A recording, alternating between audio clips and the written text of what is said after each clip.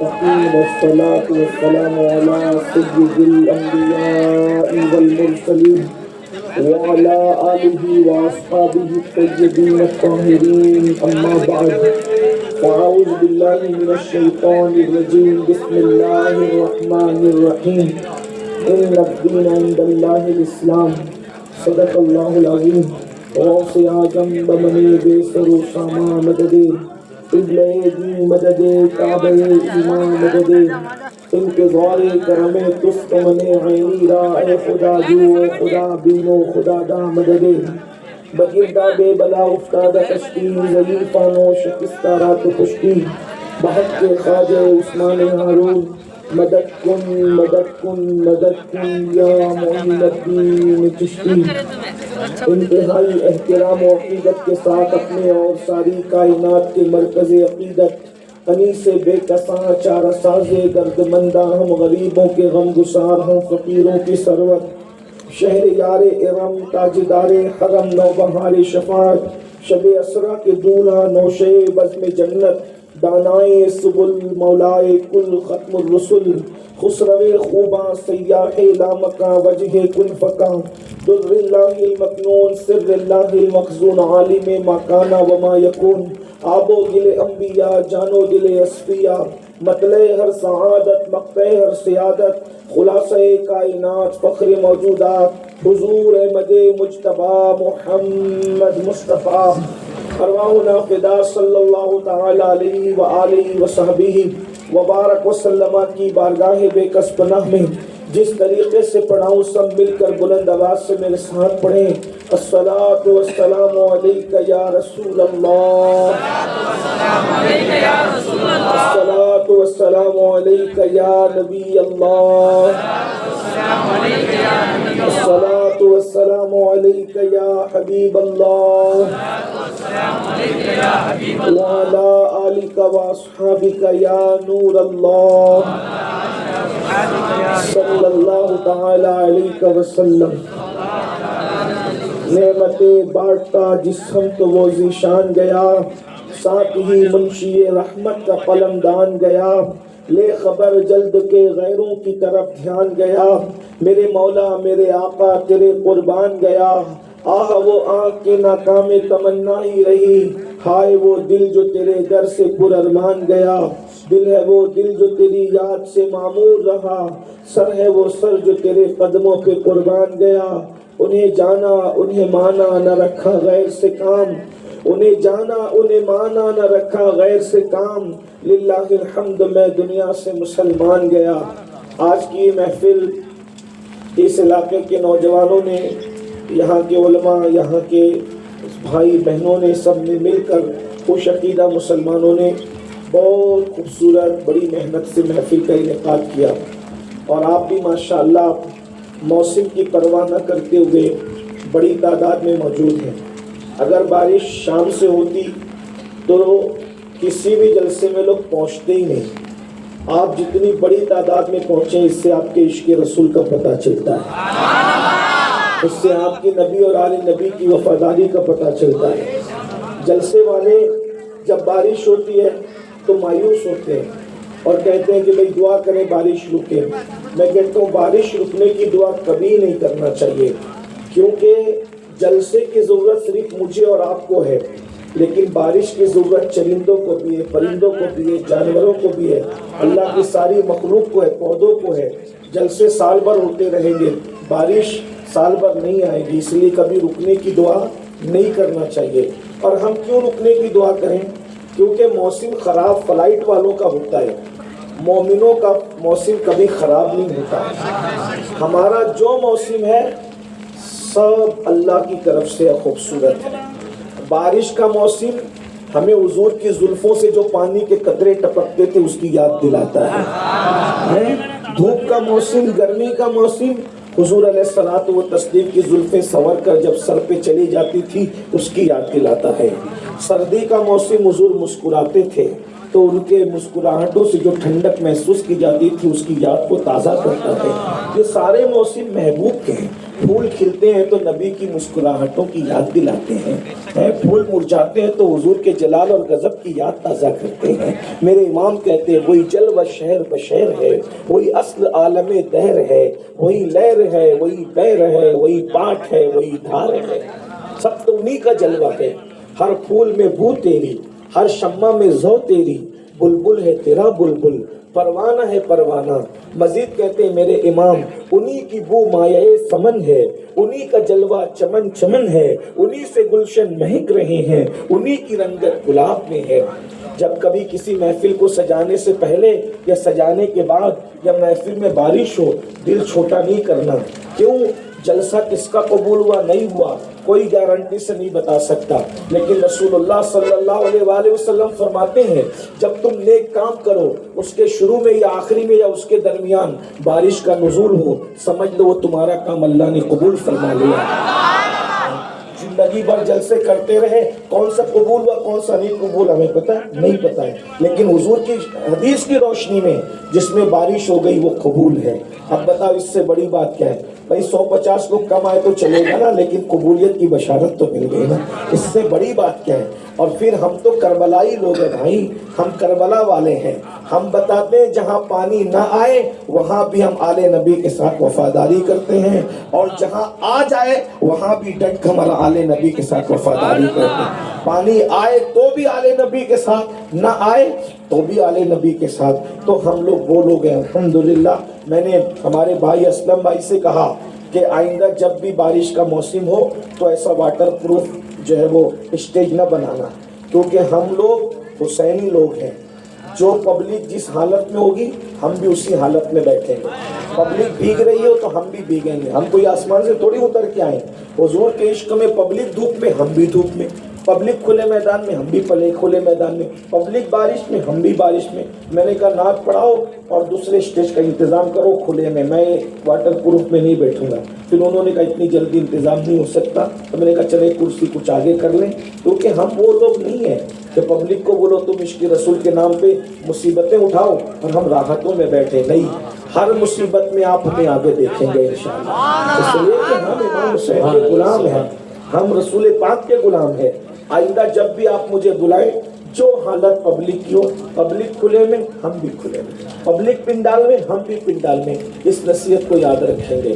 چلیے عنوان بڑا خوبصورت ہے، میں عنوان کا آغاز کرتا ہوں، جتنی دیر آپ سننا چاہیں گے۔ اور ایک بات یاد رکھنا، بارش میں کھڑے رہ کر بیٹھ کر سننے والوں، جس نیکی میں جتنی تکلیف زیادہ ہوتی ہے اللہ اس کا اجر اتنا بڑھا دیتا ہے۔ سبحان اللہ۔ بارش میں بیٹھ کر کے سن رہے ہو، انشاءاللہ رسول اللہ کی باتیں، اللہ کی باتیں بارش میں بیٹھ کر کے سنو گے، اس کی برکت سے اللہ تمہیں قیامت کے دن اپنی رحمت کی برسات عطا فرمائے گا، اپنی چادر رحمت عطا فرمائے گا۔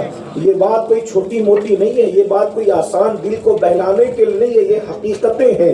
جس نیکی میں جو مصیبت ہوتی بڑھتی چلی جائے اللہ اتنا اس کا اجر بڑھا دیتا ہے۔ ہم نے تو دیکھا ہے جہاں ہم جاتے اللہ کا شکر ہے، موسم کوئی ہو لوگ برابر بیٹھے ہو۔ پھر ہمارے مالیگاؤں میں تو میں نے ابھی ساتھیوں کو آتے ہمارے سید محبوب صاحب، ہمارے اسلم بھائی اور بھی ہمارے احباب تھے، میں نے کہا ابھی 3 روزہ ہمارے یہاں کانفرنس تھی اسلام معاشرہ، تیسرے دن بارش آئی، ایک بندہ نہیں گیا، ایک بچہ اٹھ کر نہیں گیا، اللہ کا شکر ہے۔ اور بارش رک گئی لیکن پبلک نہیں گئی، الحمدللہ رب العالمین۔ تو میں سمجھتا ہوں مالیگاؤں ہو، ہبلی ہو، ممبئی ہو، بنگلور ہو، کچھ بھی ہو، انسان کی زبان بدلی ہوئی ہے لیکن ہمارے عشق رسول والے دل بدلے ہوئے نہیں ہیں، ہمارے سب کے جذبات یکساں ہیں الحمدللہ۔ اللہ تعالیٰ آپ کی نسلوں کو اس کا صلہ عطا فرمائے، اللہ آپ کی نسلوں کو اس کی برکتیں عطا فرمائے۔ میں آپ کے سامنے جو عنوان دیا گیا ہے، عنوان بہت سنجیدہ ہے، بڑا خوبصورت ہے، بڑا وسیع ہے اور بہت لمبا ٹاپک ہے یہ، لیکن جتنی دیر آپ سننا چاہیں گے اتنی دیر میں آپ کے سامنے اپنے عنوان سے متعلق گفتگو کروں گا۔ ہمارے منتظمین نے ہمیں حکم دیا دین سے دوری کے اسباب کیا ہیں وہ بیان کیے جائیں، میں اس میں ایک اضافہ اور کر لوں گا۔ ایک تو یہ کہ دین سے دوری کے اسباب اور اس کا حل. اس لیے کہ اگر آپ یہ سن لیں گے کہ بیمار کیوں پڑتے ہیں، اتنا آپ سن کر چلے جائیں گے تو آپ کو اتنا فائدہ نہیں ہوگا. ساتھ ہی ساتھ یہ کہ بیمار کیوں پڑتے ہیں اور اس کا علاج، تو اس میں آپ کو فائدہ ڈبل ہوگا. اگر آپ بیماری کا ڈھنڈورا پیٹتے رہیں گے اور اس کا حل اور علاج تلاش نہیں کریں گے تو آپ کو مکمل فائدہ نہیں ہوگا. دین سے دوری کے اسباب کیا ہے؟ ہندوستان ہی نہیں، دنیا کے دوسرے ملک و بر صغیر ہی نہیں بلکہ پوری دنیا کے اندر، کیا ہند، کیا سندھ، کیا عرب، کیا عجم، کیا شام، کیا یمن، کیا فلسطین، پوری دنیا کے اندر لوگ اللہ کے دین سے دور ہو رہے ہیں، بڑی تیزی کے ساتھ دور ہو رہے ہیں. دین سے دوری کی مہم چلائی گئی ہے، آج سے نہیں صدیوں سے چلائی گئی ہے. خاص طور پر لوگ جانتے ہیں مسلم نوجوانوں کے اندر، نئی نسل کے اندر دینی بیزاری مہم چلاؤ تاکہ یہ دین سے دور ہو جائیں، دین سے بیزار ہو جائیں. یہ مہم انہوں نے کیوں چلائی؟ پہلے تو یہ یاد رکھیں انہوں نے کیوں چلائی. اپنے گفتگو کا آغاز دو پہلو پر کرتا ہوں. ایک تو یہ کہ دین سے دوری کا پہلا سبب یہ ہے کہ مسلمان جو دین سے دور ہو رہا ہے اس کو خود اپنے دین کی اہمیت نہیں پتا ہے، اس کو اپنے مذہب کی حقیقت نہیں پتا ہے، اس کو اپنے دین کی قیمت نہیں پتا ہے. اللہ اکبر. اس لیے کہ انسان اسی سے دور ہوتا ہے جس کی حقیقت کو وہ نہیں جانتا، جس کی سچائی کو وہ نہیں جانتا، جس کی صداقت کو وہ نہیں جانتا. آج مسلم نوجوان، ان کو نہیں پتا وہ کتنے خوبصورت اسلام سے جڑے ہوئے ہیں، ہمارا دین کتنا خوبصورت ہے. ہم کسی کے مذہب کو گالی دینے نہیں آئے، نہ ہم صوفی جو صوفیہ کا یہ مسلک ہے نہ ان کا طریقہ ہے کہ ہم کسی کو گالیاں دیں. لیکن اتنا ضرور کہتے ہیں ہم کسی کی بدصورتی کو بیان کرنے نہیں آئے، لیکن ہم اپنی خوبصورتی کو ضرور بیان کر کے جائیں گے، ہم اپنے مذہب کے حسن کو ضرور بیان کرتے جائیں گے. یاد رکھنا جو لوگ اسلام کے حسن سے ناواقف ہے وہ لوگ دور ہو رہے ہیں اسلام سے، جو اس کی حقانیت سے ناواقف ہے وہ اس سے دور ہو رہے ہیں. جس دن اس کے حسن کا اندازہ پتا چلے گا آپ کو معلوم ہوگا کہ اسلام دشمن طاقتیں اسلام کے حسن سے، اسلام کی طاقت سے، اسلام کی قوت سے واقف ہے. آج ہم اس سے دور ہو رہے ہیں، ہمیں اس کی اہمیت نہیں پتا، اس لیے کہ ہمارے جوانوں نے اللہ کا دین نہیں پڑھا، دین کی صداقت نہیں پڑھی، دین کی سچائی نہیں پڑھی. اس لیے وہ سمجھتے ہیں دین کا مطلب کیا ہے؟ نماز پڑھنا. دین کا مطلب کیا ہے؟ نان ویج کھانا. دین کا مطلب کیا ہے؟ داڑھی رکھنا. دین کا مطلب کیا ہے؟ کرتا پیجامہ پہننا.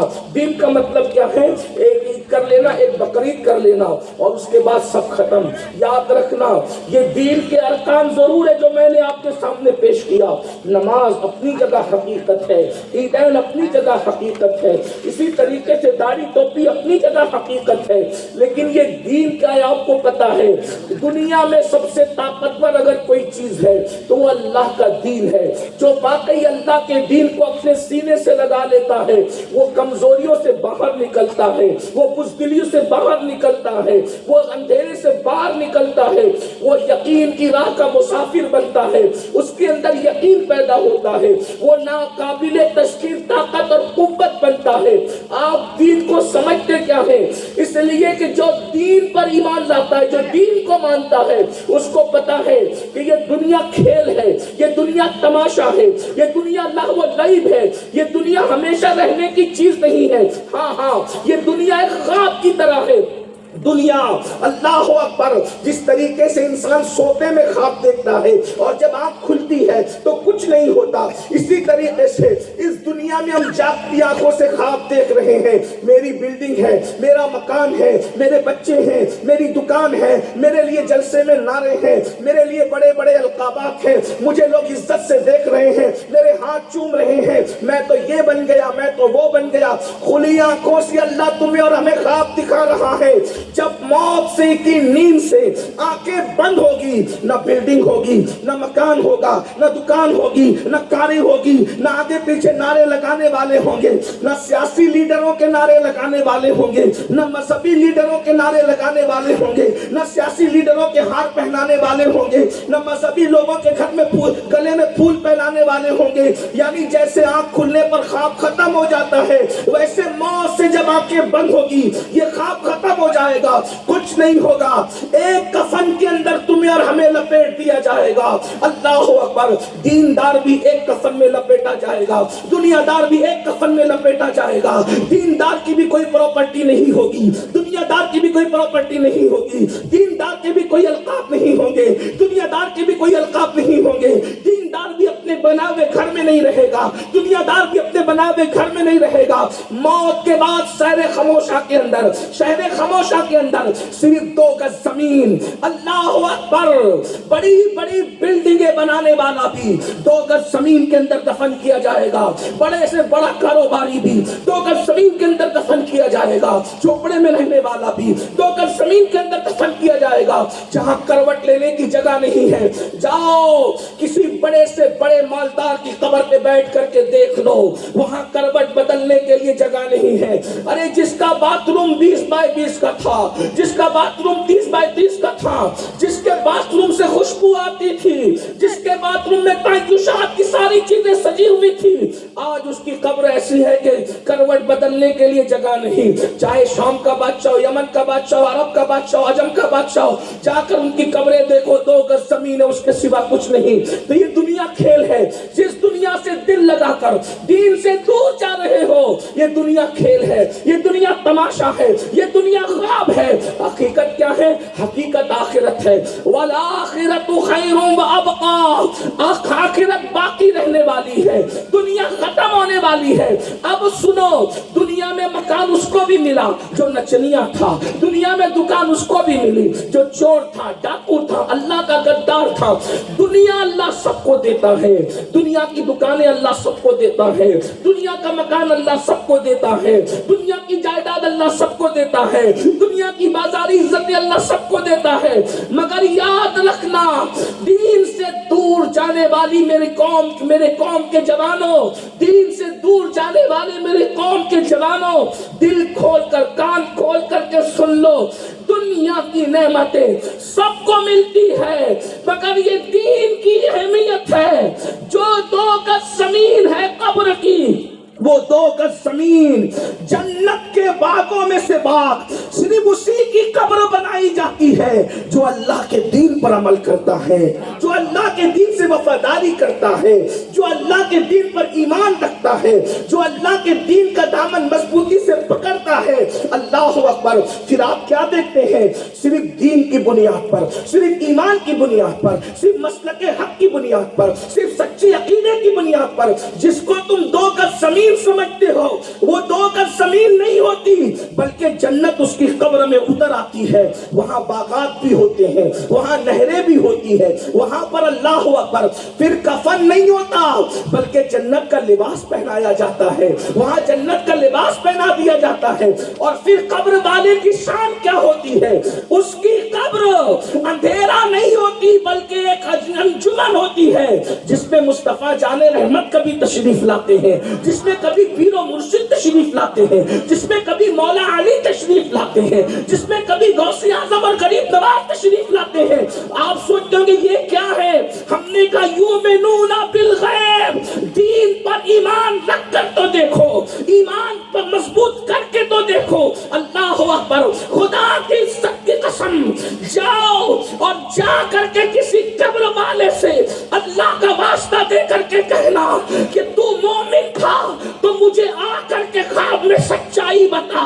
اگر اتنا روحانی طور پہ پاورفل ہو تو جا کر وہاں گزارش کرو کہ مجھے بتا کہ قبر میں مومن کی شان کیا ہے، تو تجھے وہ قبر والا بتائے گا کہ دنیا جتنی خوبصورت تھی اس سے زیادہ خوبصورت یہ قبر ہے۔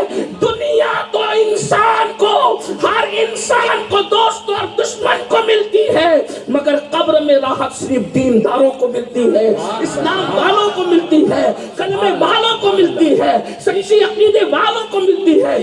جن بزرگوں نے قبروں کا مشاہدہ کیا ہے ان کو پتا چلا ہے کہ قبر میں حضور آتے ہیں، جنہوں نے زیارتیں کی ہے۔ اسی لیے میں لوگوں کو کہتا ہوں کہ ہم عاشقوں کو، حالانکہ ہم عاشقوں کو مدینہ منورہ جانے میں جتنی خوشی ہوتی ہے اس سے زیادہ خوشی ہمیں مر جانے میں ہوتی ہے کہ مدینے جاؤ تو گنبد نظر آتا ہے اور مر جاؤ تو گنبد والا نظر آتا ہے۔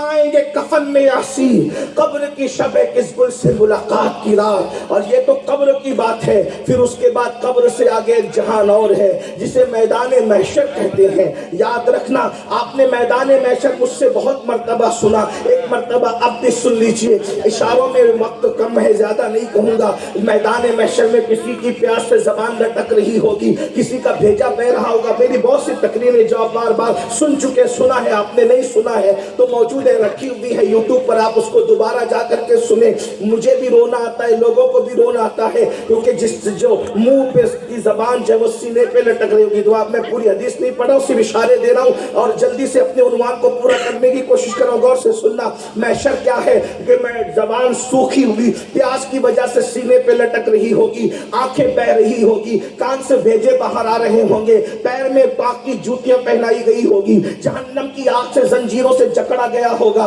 माँ बेटे को ना पहचानेगी, बेटा माँ को ना पहचानेगा, बाप बेटे को ना पहचानेगा, बेटा बाप को ना पहचानेगा, खून के रिश्ते टूटते चले जाएंगे, कोई किसी का पुरसान हाल नहीं होगा। यही है ना मैदान महशर। अल्लाह अकबर, वहाँ हमी का आलम होगा। मगर ये भी सुन लो, जिनका खात्मा दीन पर हुआ है, जिनका खात्मा ईमान पर हुआ है, उनकी ज़बानें नहीं लटकेगी, बल्कि अल्लाह उन्हें क़यामत के दिन दीन पर अमल करने की बरकत से अर्श का साया अता फरमाएगा। हुजूर के गोरे गोरे हाथों से उन्हें हौज़े कौसर का जाम पिलाया जाएगा। अल्लाह अकबर, जरा गौर तो करें कि महशर औरों के लिए महशर है और हमारे लिए क़यामत में कैसी क़यामत है। अरे पीर अपनी बची हुई जूठी चाय देता है तो हम महीनों तक उसकी लज्जत महसूस करते हैं कि मेरे मुर्शिद ने मुझे बची हुई जूठी चाय दी है। उस दिन कैसा मजा आएगा कि मुस्तफा जान रहमत अपने हाथों से हमें जामे कौसर पिलाएंगे। सिर्फ मुस्तफा जान रहमत नहीं पिलाएंगे, हदीस पाक है, अल्लाह अकबर, हुजूर भी पिलाएंगे। बल्कि एक और हदीस सुने और ईमान ताज़ा करें। अल्लाह के रसूल फरमाते हैं, हौज़े कौसर के 4 कोने हैं, 4 कोने। एक पर अबू बकर सिद्दीक को बिठाया जाएगा, दूसरे पर उमर फारूक को बिठाया जाएगा, तीसरे पे उस्मान गनी को बिठाया जाएगा, चौथे पे मौला अली को बिठाया जाएगा और वहाँ मजीद इमाम हसन और इमाम हुसैन भी होंगे, वहाँ सैयदा ज़हरा पाक भी होगी। आका फरमाते हैं, अरे हम तो पिलाएंगे ही पिलाएंगे, लेकिन अबू बकर भी पिला रहे होंगे, उमर भी पिला रहे होंगे, उस्मान भी पिला रहे होंगे, मौला अली भी पिला रहे होंगे, हसन हुसैन भी पिला रहे होंगे। और फरमाया, अबू बकर उसी को पिलाएंगे जो अली का वफादार होगा। अबू बकर उसी को पिलाएंगे जो मौला अली का वफादार होगा, जो अली के नाम से चिढ़ता है। सिद्दीक अकबर उसको मैदान हौज़े कौसर से भरा देंगे।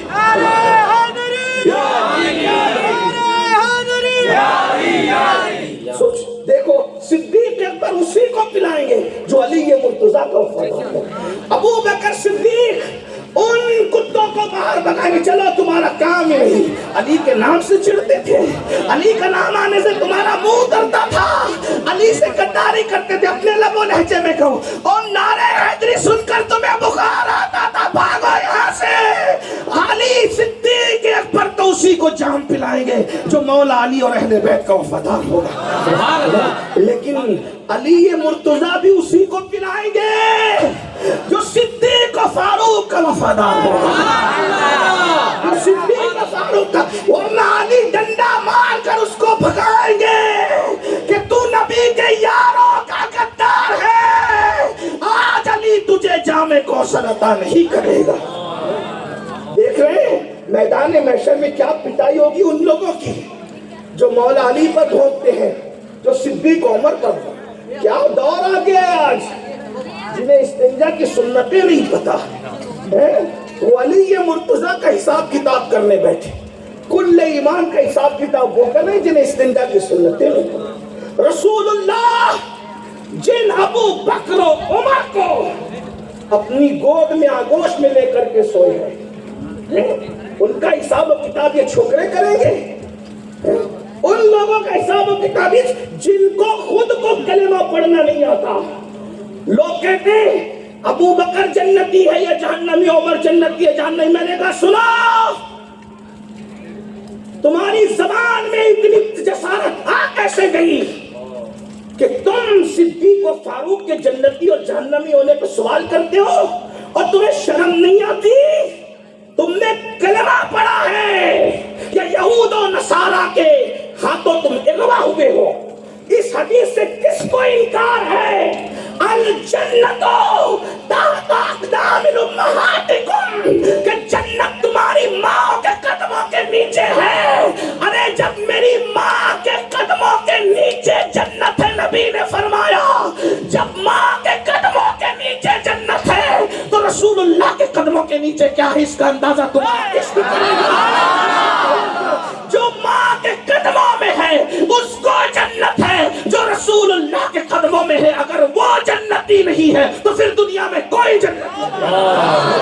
رسول اللہ کے قدموں میں دوستو، ایک دوست سے میں نے پوچھا، توجہ، ایک دوست سے میں نے پوچھا، میں نے کہا یہ مرتے ہیں تو نجف اشرف کیوں پوری دنیا سے جنازے آتے ہیں؟ میں نجف اشرف میں تھا تو ایک دوست سے میں نے پوچھا بھئی سب میں اتنے بڑے بڑے ایک منٹ میں کئی جنازے، تو کہا یہ جنازے کیوں آ رہے ہیں نجف میں؟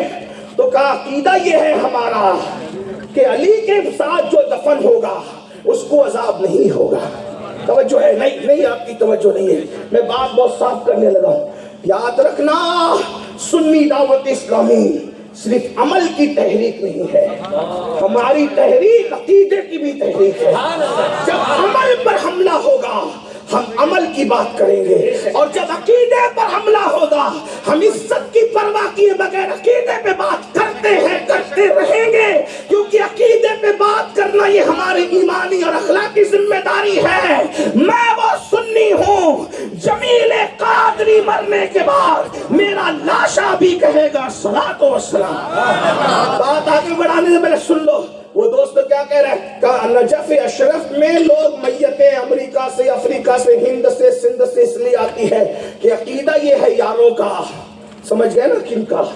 تو ہمارا نہیں ہے، علی کے قدموں میں، علی کے ساتھ، میرے مولا کے ساتھ جو دفن ہو اس کو عذاب نہیں ہوگا، ہمارا تو عقیدہ ہے نا۔ ہاں لیکن وہ دفن رہ جائے یہ بھی بڑی بات ہے، ہاں ورنہ فرشتے نکال کر لی، ہاں اگر اس کو کہیں اور پہنچا دے اس کو تو الگ بھی۔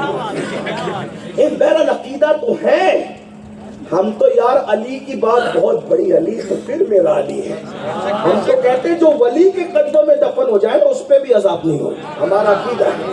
حضرت فتح شاہ ولی کے قدموں میں بھی کوئی دفن ہوگا،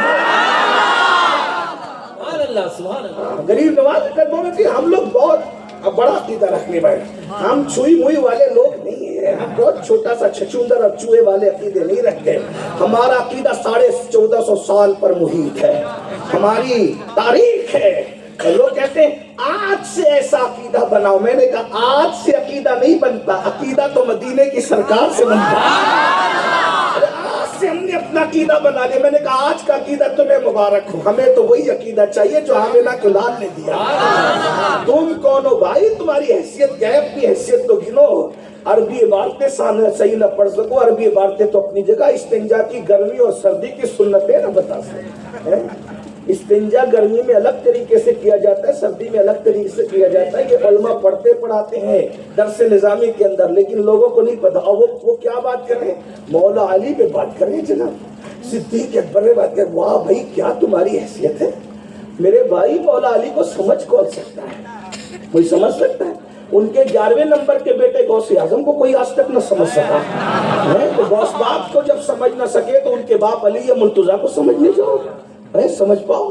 ایک بات آپ سے کہتا ہوں، توجہ ہے آپ کی، بہت خوبصورت بات آگے تو کرنے لگا۔ رسول اللہ چمڑے کی نالین پہن لے، اونٹ کے چمڑے کی نالین پہن، کسی جانور کے، ہرن کے چمڑے، کوئی جانور ہو حلال جانور، حضور کی نالین تو حلال جانور کے چمڑے کی بنا، حضور نے اس کو پہن لیا۔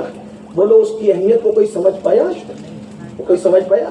ہم کیا کہتے ہیں؟ جو سر پہ رکھنے کو مل جائے نالے پاک حضور تو پھر کہیں گے کہ ہاں تاجدار ہم بھی ہیں۔ بھائیو جو نبی کے تلووں میں 1 منٹ کے لیے آ جائے، لوگ اس کی عظمت کو سمجھ نہیں سکتے، تو وہ علی جس کو نبی نے اپنے کندھے پہ اٹھایا اس کی عظمت کو کیسے سمجھ سکتے؟ نعرے حیدر حیدری یار حیدری.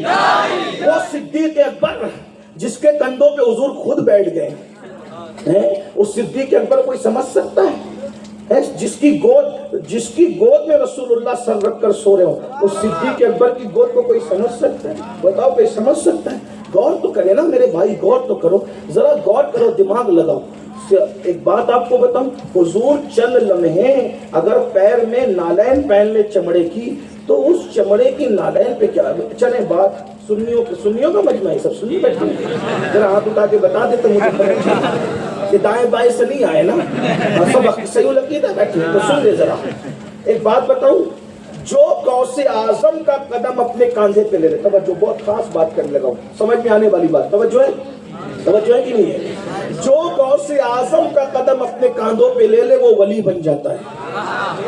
اس پر اگر میں صوفیہ کی خانقاہ میں کہتا ہے یہ جملہ تو وہ بہت زور سے سبحان اللہ کہتے ہیں، لیکن چونکہ آپ بارش میں بیٹھے تو مجھے آپ کی مجبوری سمجھنا چاہیے، کپڑے بھیگ گئے تو دل بھی بھیگا ہے، ایسا ہے کیا؟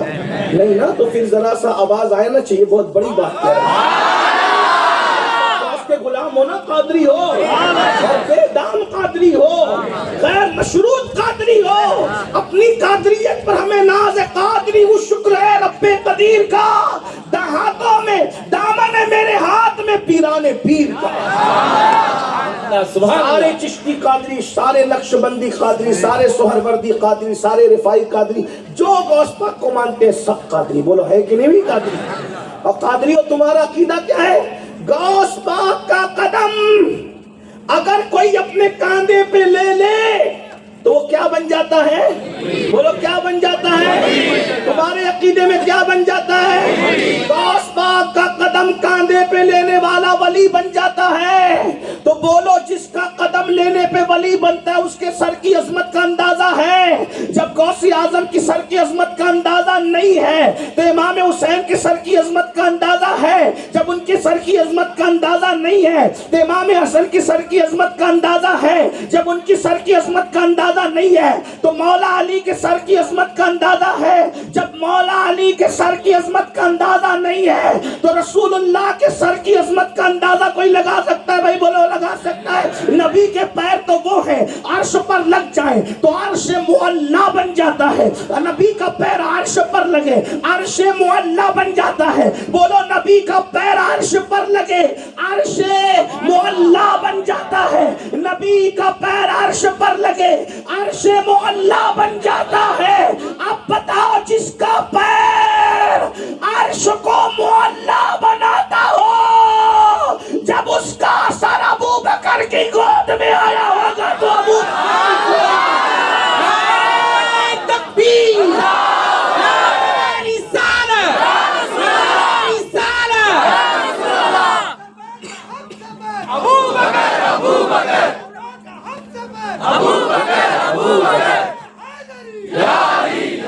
ہم سنیوں کی محفل کی شان یہی ہے کہ ہم کانے نہیں ہیں، ہم دو آنکھ والے ہیں. ایک آنکھ اہل بیت ہے، ایک آنکھ صحابہ ہے. اس لیے ہم دونوں کی شان بیان کرتے ہیں. ایک ہاتھ میں اہل بیت کا دامن ہے، ایک ہاتھ میں صحابہ کا. ہم دونوں کا دامن ہاتھ میں رکھتے ہیں. توجہ ہے آپ کی.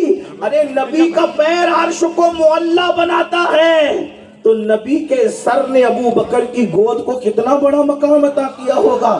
عشق کے لب و لہجے میں کہہ دوں، جاؤ سمجھنا ہے تو سمجھ لو، اور اللہ کرے نہ سمجھ سکو تو اچھا ہی ہے. جب پیر عرش معلا بناتا ہے تو صدیق اکبر کی گود میں اگر نبی کا سر آ جائے تو اس نسبت سے کیا ابو بکر کی گود عرش معلا سے افضل نہیں ہو جاتی؟ سبحان اللہ سبحان اللہ. بے شک پیر عرش معلا بنا دے. جب پیر عرش معلا بنا دے، یہ گفتگو قلندروں کے درمیان کرنے کی تھی جو میں نے اپنے بھائیوں کے درمیان کہا. بہت بڑی گفتگو ہے یہ، قلندروں کے درمیان قلندر لیول کی گفتگو ہے. جو اللہ کے قلندر ہے نا، یہ وہ گفتگو سمجھتے ہیں کہ پیر نے عرش معلا بنایا تو سر کیا بنائے گا. اور غوث اعظم کا قدم جب ولی بناتا ہے تو نبی کا سر جب ابو بکر کی گود میں آیا ہوگا، نبی کا پورا وجود ابو بکر صدیق کے کندھوں پہ آیا ہوگا تو صدیق اکبر کی ولایت کیسے آسمانوں کو چھو رہی ہوگی، کتنی بلندی پہ جا رہی ہوگی. بہرحال ان کے بارے میں لوگ باتیں کرنے، میں نے کہا ہم تو سنتے ہی نہیں. بھائی جاؤ سنتے ہی نہیں سننے کا، ایسے لوگوں پہ توجہ ہی نہیں دینے کا جو سستی شہرت کے لیے اور سستی مشہوری کے لیے اور سستے داموں میں بکنے کے لیے امریکہ کے ڈالر اور پتہ نہیں دنیا کی دولت پر اپنے آپ کو فروخت کرنے کے لیے صدیق، فاروق، عثمان غنی، مولا علی کو کٹہرے میں کھڑا کر دے، کہا تم اس قابل ہی نہیں ہو بچوں کہ ہم تمہاری بات سنیں، تم بہت ہلکے لوگ ہو، ہم تو بات غوث اعظم والوں کی سنتے ہیں، ہم تو غریب نواز والوں کی سنتے ہیں، ہم تو مختوم اشرف جہانگیر سمنانی والوں کی سنتے ہیں، ہم تو اعلیٰ حضرت امام احمد رضا والوں کی سنتے ہیں، ہم تو وارث دیوا والوں کی سنتے ہیں، ہم تو فتح شاہ ولی والوں کی سنتے ہیں، لیکن ایک بات میری سن لیں آپ، کیونکہ میں اسی گروپ سے ہوں، انہی کا غلام ہوں۔ تو یار لوگوں نے کہا کہ مولا علی کے قریب آس پاس میں جو دفن ہوگا اس پر عذاب نہیں ہوگا۔ میں نے کہا بہت اچھی بات ہے، یہ تو ہمارا بھی عقیدہ، میں نے کہہ دیا ہم تو اس سے بڑی بات کرتے ہیں، وہ علی نہیں ولی ہی کے قدموں میں بھی دفن ہو جائے تو بھی اس پہ عذاب نہیں ہوتا، یہ ہمارا عقیدہ ہے۔ علی بہت بڑی چیز ہے، ولی تو غلام ہے علی کے، جس کے غلاموں کے قدموں میں دفن ہونے سے عذاب نہیں ہوتا، وہ تو علی امام ہے۔ میرے امام اعلیٰ حضرت کہتے ہیں سلامی جس کے در کا ہر ولی ہے، سلامی جس کے در کا ہر ولی ہے، علی ہے ہاں علی ہے ہاں علی ہے ہاں علی ہے۔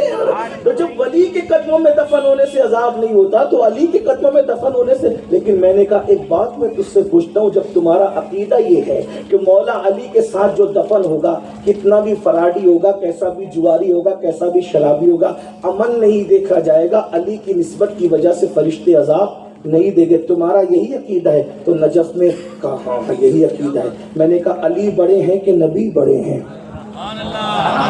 آپ شاید وہاں تک نہیں پہنچے جہاں تک میں پہنچانا چاہ رہا ہوں، ہاں جہاں تک پہنچانا چاہ رہا ہوں شاید وہاں تک کہ نہیں پہنچے۔ میں نے کہا بتا علی بڑے ہیں کہ نبی بڑے ہیں؟ اس نے کہا ایسی بات کرتا ہے سید، علی بڑے تھوڑی ہیں، وہ تو نبی بڑے ہیں، کیونکہ علی بڑے ہوئے نبی کی وجہ سے، علی بڑے کیونکہ وہ نبی کے بھائی ہیں، نبی نے فضیلت بیان کی، علی اس لیے بڑے ہیں کہ وہ نبی کے بھائی ہیں۔ لیکن نبی کا مرتبہ علی مرتضیٰ کے مرتبے سے بولو بھائی بڑا ہے، کیونکہ علی مرتضیٰ نے خود کہا انا عبید من عباد محمد، کہ میں محمد کے غلاموں میں سے سب سے ادنا غلام ہوں۔ اور بتایا کہ اب اندازہ کر لو میرے نبی کا، جب غلام کا یہ عالم ہے تو امام محمد الرسول اللہ کا عالم کیا ہوگا؟ میں نے کہا پکی بات، سچی سچی بات، نبی کا مرتبہ مولا علی سے بڑا تھا، بالکل بڑا، اس لیے کہ بڑے بھائی بھی اس لیے بھی بڑا، سسر بھی اس لیے بھی بڑا، علی کلمہ پڑھتے محمد الرسول اللہ اس لیے بھی بڑا۔ علی نبی کی نالین ٹوٹ جانے پر سلتے ہیں، حدیث میں ہے حضور کی نالین کون سل رہا ہے؟ سب کو سلنے کا شرف نہیں ملا، سرکار نے جن جن کو چاہا، کسی کو بستر دیا، کسی کو نالین سلنے دیا، کسی کو اپنا ساتھ عطا کیا، کسی کے کندھے پر سوار ہوئے، کسی کی اٹھنی پر سوار ہوئے، کسی کے گھر مہمان ہوئے، کسی کے دروازے تک تشریف لے گئے اس کو نوازنے کے لیے، جس کو جو چاہ جس منصب کا سمجھا اس کو نوازا۔ لیکن رسول اللہ کی نالین، میں تو ٹوٹنا میں نے جذبے میں کہہ دیا، لیکن میرا مسلک ٹوٹنا نہیں، نبی کی نالین کبھی ٹوٹ نہیں سکتی۔ میں ادب کے پیرائے میں جملہ بدل دوں، نبی کی نالین کو جب بھی صدمہ پہنچتا تو سلنے کا اور درست کرنے کا کام مولا علی کرتے، مولا علی کرتے، مولا علی کرتے۔ ارے سن لے سن لے سن لے، جب نبی کی نالین کا صدمہ علی دور کرتا ہے تو جب چھوٹے بھائی کا یہ عالم ہے تو بڑے بھائی مصطفیٰ جان رحمت کا عالم کیا ہوگا؟ آقا فرماتے یا علی انت اخی فی الدنیا والآخرہ، تو میرا دنیا میں بھی بھائی اور آخرت میں بھی بھائی ہے۔ میں نے کہا سن لے، تو نے کہا کہ علی سے بڑا مرتبہ نبی کا، اور یقیناً یہی سچائی ہے۔ اب بتا تیرے فراڈی جواری شرابی بے نمازی علی کے پڑوس میں دفن ہو تو ان پر عذاب نہیں ہوتا، وہ جنتی ہو جاتے ہیں۔ تو جو 1400 سال سے نبی کی گود میں سو رہے ہیں ان ابو بکر عمر کا مرتبہ مرتبہ کیا ہوگا؟ کیا مرتبہ ہے ان لوگوں کا؟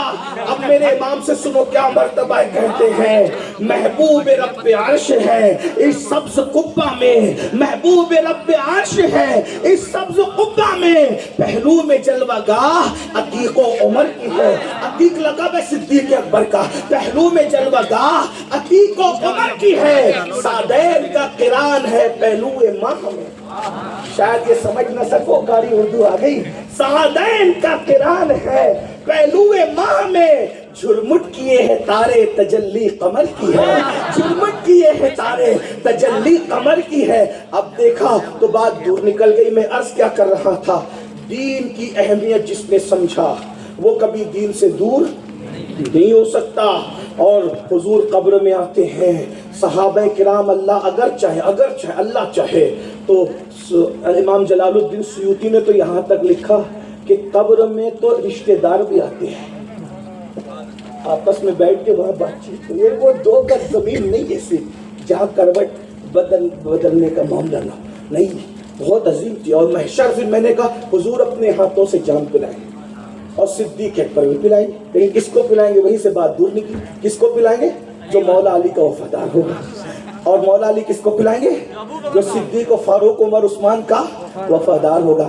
یہاں کتنا بھی کچھ کر لو، وہاں نہ دادا گیری چلے گی نہ بابا گیری چلے گی، نہ مقرر دیکھا جائے گا نہ مناظر دیکھا جائے گا، نہ انڈین دیکھا جائے گا نہ امریکن دیکھا جائے گا، حال وہ ہوگا سمجھنا، وہاں تو صرف وفاداروں کی چلے گی۔ لیکن سنو، جب صدیق علی کے دشمنوں کو بھگا رہے ہوں گے تو انشاءاللہ ان میں ہم نہیں ہوں گے، کیونکہ ہم دشمن علی نہیں ہیں، ہم دشمن علی نہیں ہیں۔ ارے دشمن علی کو ہم مومن کے ہم تو حلالی بھی نہیں سمجھتے، ہمارے بارے میں جو چاہو رائے قائم کر لو۔ اور ایک بات کہوں، علی جس کو ڈنڈے سے بھگا رہے ہوں گے صدیق عمر عثمان کے دشمن کو، ان میں بھی انشاءاللہ ہم نہیں ہوں گے، نہ ہم صدیق اکبر کے دشمن، نہ فاروق اعظم کے دشمن، نہ عثمان غنی کے دشمن۔ یار ہم تو کہتے ہیں یا رسول اللہ، ابو بکر آپ کا یار غار بھی ہے، یار مزار بھی ہے، یا رسول اللہ فاروق اعظم وہ ہے جن کے ایمان لانے پر اللہ نے اسلام کو عزت عطا کی، اور عثمان تو پھر عثمان ہے، نبی نے اپنی 2 بیٹیاں عثمان غنی کے نکاح میں عطا فرمائی، جو 2 مرتبہ نبی آخری نبی کا داماد بنتا ہے اس کو عثمان غنی کہتے ہیں، اس کو عثمان غنی کہتے ہیں، اس کو عثمان غنی کہتے ہیں۔ اور میرے امام ان کی شان میں کہتے ہیں نور کی سرکار سے پایا تو شالہ نور کا، ہو مبارک تم کو ذوالنورین جوڑا نور کا، اللہ اکبر۔ تو جو صدیق اکبر جن کو بھگا رہے ہیں، علی کے دشمنوں کو، ان میں بھی ہم انشاءاللہ نہیں، اور مولا علی جو صحابہ کے دشمنوں کو بھگا رہے ہیں ہم ان میں بھی الحمدللہ نہیں۔ ہم کون ہیں؟ رسول اللہ کے ہاتھوں سے بھی جام ملے گا، 4 یاروں کے ہاتھوں سے بھی جام ملے گا، اور حضور حجت الاسلام مولانا حامد رضا کہتے ہیں ہاتھوں سے 4 یار کے ہم کو ملیں گے 4 جام۔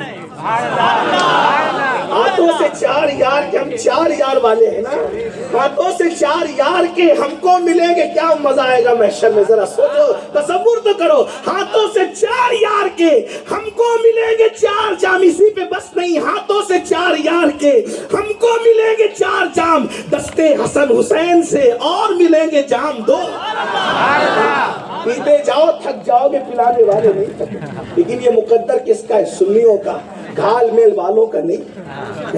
گھال میں کہ ادھر بھی بیٹھے ادھر کی بجا رہے، ادھر بھی بیٹھے ادھر، نہ ایسا نہیں۔ جو پیور ایمان پر رہیں گے، صحابہ اور اہل بیت کے سچے وفادار رہیں گے، ان کو ملیں گے 4 جام، اور صرف 4 نہیں، دستے حسن حسین سے اور ملے۔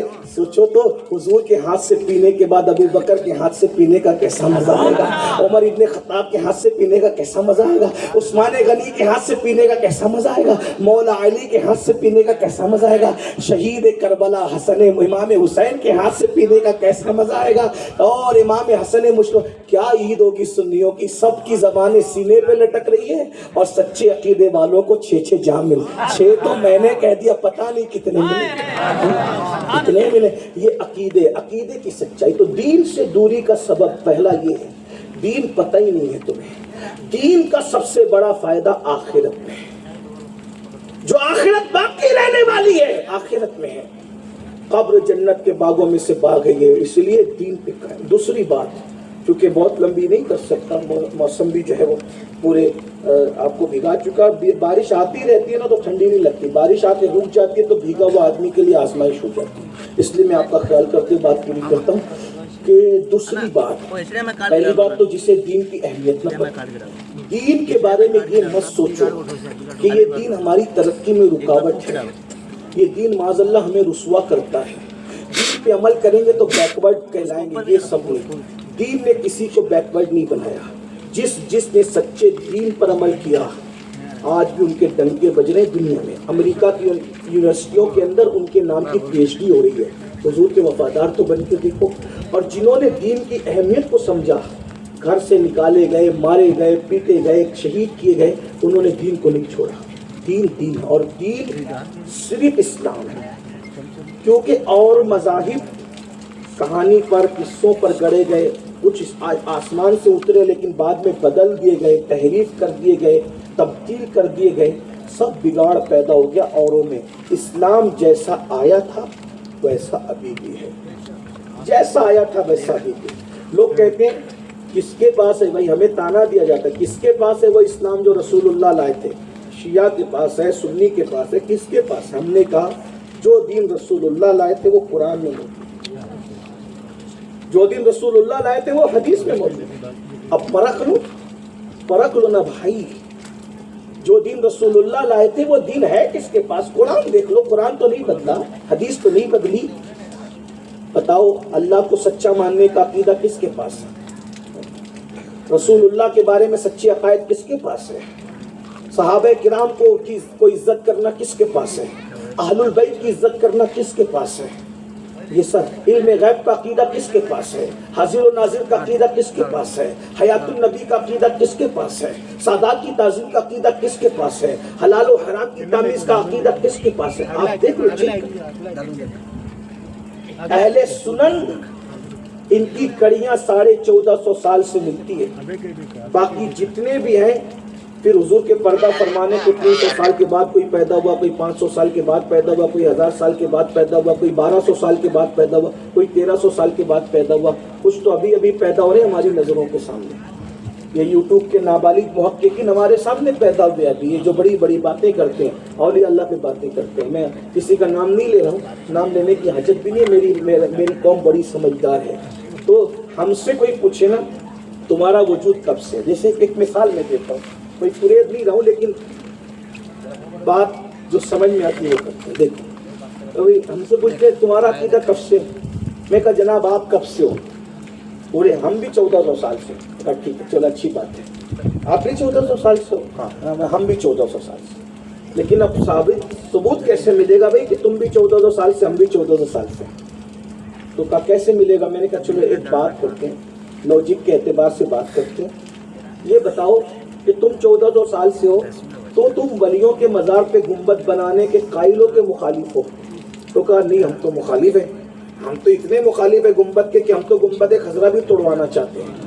اچھا تم 1400 سال سے ہو، یہ تمہارا نظریہ ہے؟ کہا ہاں یہی نظریہ ہے۔ میں نے کہا اب سن لو، تم جھوٹ بول رہے ہو کہ تم 1400 سال سے کبھی نہیں ہو۔ کیوں؟ کیونکہ اگر تم پہلے دن سے ہوتے تو گنبد خضرا بننے ہی نہ دیتے، تم بننے کے بعد توڑوانا چاہ رہے ہو نا، تو تم اگر ہوتے اس دور میں، تمہارے نظریات کے لوگ ہوتے تو لوگ گنبد خضرا بننے نہیں دیتے، کیونکہ گنبد خضرا تو بنا ہوا ہے تقریباً 800 900 سال 1000 سال جب سے ہی بنا، اگرچہ پہلے گنبد خضرا نہیں تھا، پہلے وہ گنبد سفید گنبد تھا، کلر بعد میں دیا گیا۔ لیکن چلو میں کہتا ہوں گنبد اپنی جگہ چھوڑو، قبروں پر عمارت بنانے کے تم مخالف ہو کہ ساری قبروں کو ننگا کر دو، عمارتیں توڑ دو۔ بولو رسول اللہ، اگر اس دور میں صحابہ کا عقیدہ یہی ہوتا کہ قبر و عمارت کے اندر نہیں ہونا چاہیے تو صحابہ کرام کیا کرتے؟ کھلے آسمان کے نیچے رسول اللہ کی مزار بناتے، گھر کے اندر مزار نہ بناتے۔ تو پتہ چلا تم عمارت کے اندر قبر کے مخالف ہو، تو اس کا مطلب یہ ہے کہ جن صحابہ نے حضور کا مزار بنایا ان کا یہ نظریہ نہیں تھا کہ قبریں کھلے آسمان کے نیچے ہونا چاہیے اللہ والوں کی، وہ قبروں پر عمارت کے قائل تھے، اسی لیے انہوں نے حجرے کے اندر نبی کا مزار بنایا۔ تو پتہ چلا جو نظریہ ہمارا ہے وہی صدیق اکبر رضی اللہ تعالیٰ سے ہمیں ملا ہے، فاروق اعظم اسی نظریے پہ تھے، ہم کو وہیں سے ملا ہے، عثمان غنی اسی نظریے پہ تھے، ہمیں وہیں سے ملا ہے، مولا علی اسی نظریے پہ تھے، ہمیں چلو یہ تو صحابہ کی بات ہوگی، مدینہ شریف کی بات ہوگی، کہ ہندوستان میں کب سے ہو؟ تو کہا کہ جب سے دین آیا تب سے۔ میں نے کہا بولو غریب نواز کا گنبد کتنے 100 سال سے؟ اگر تمہارا وہی عقیدہ جو عقیدہ آج ہے وہ عقیدے کے لوگ اس دور کے ہوتے تو کہتے گنبد نہ بناؤ.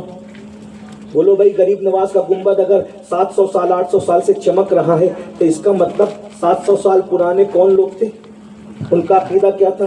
جو ہمارا عقیدہ ہے نا وہی عقیدہ تو ان کا بھی تھا نا, وہی عقیدہ ان کا بھی تھا. ورنہ وہ کہہ دیتے کہ نا گنبد نہ بناؤ. جب تو بھائی بنانے سے منع کرنا آسان ہے کہ توڑوانا آسان ہے؟ کیا آسان ہے؟ منع کر. اگر تم اس دور میں دے دو تم منع کر دیتے, بننے ہی نہیں دیتے. لیکن اگر غریب نواز کا گنبد ہے, غوث پاک کا گنبد ہے, رسول پاک کا گنبد ہے, اسی طرح مولا علی کا گنبد ہے, امام حسین کا گنبد ہے, تو پتہ چلا تم انگریزوں کے آنے کے بعد پیدا ہوئے ہو. اور پرانے لوگ وہی ہے جو گنبد و مینار پر یقین رکھا کرتے ہیں, بازارات بنانے والے. یہ تو بالکل سمجھنے سمجھانے والی بات ہے. اگر بتا دو ہر ایک بات میں آپ کو بتاؤں, چلے اور بات آپ سن لیں, اور آسان بات. اگر مجھ سے کوئی پوچھے گا تم سنی ہو, میں نے کہا آپ کے ابا بھی تھے؟ ہاں میرے ابا بھی سنی تھے. الحمدللہ میں سر پہ قرآن رکھ کر کہہ سکتا ہوں الحمدللہ, بلکہ تھے کیا ہے میرے ابا بھی سنی الحمدللہ. آپ کے دادا بھی؟ میں نے کہا ہاں دادا, پر دادا ہاں وہ بھی, وہ لکڑ دادا کہا وہ بھی.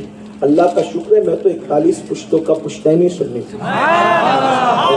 لیکن چلے جو لوگ اگر کنورٹ ہوئے ہیں, جو لوگ ان سے پوچھتے تم سننی تھی, کہاں تمہارے ابا وہ بھی, تمہارے دادا وہ بھی, پر دادا وہ بھی.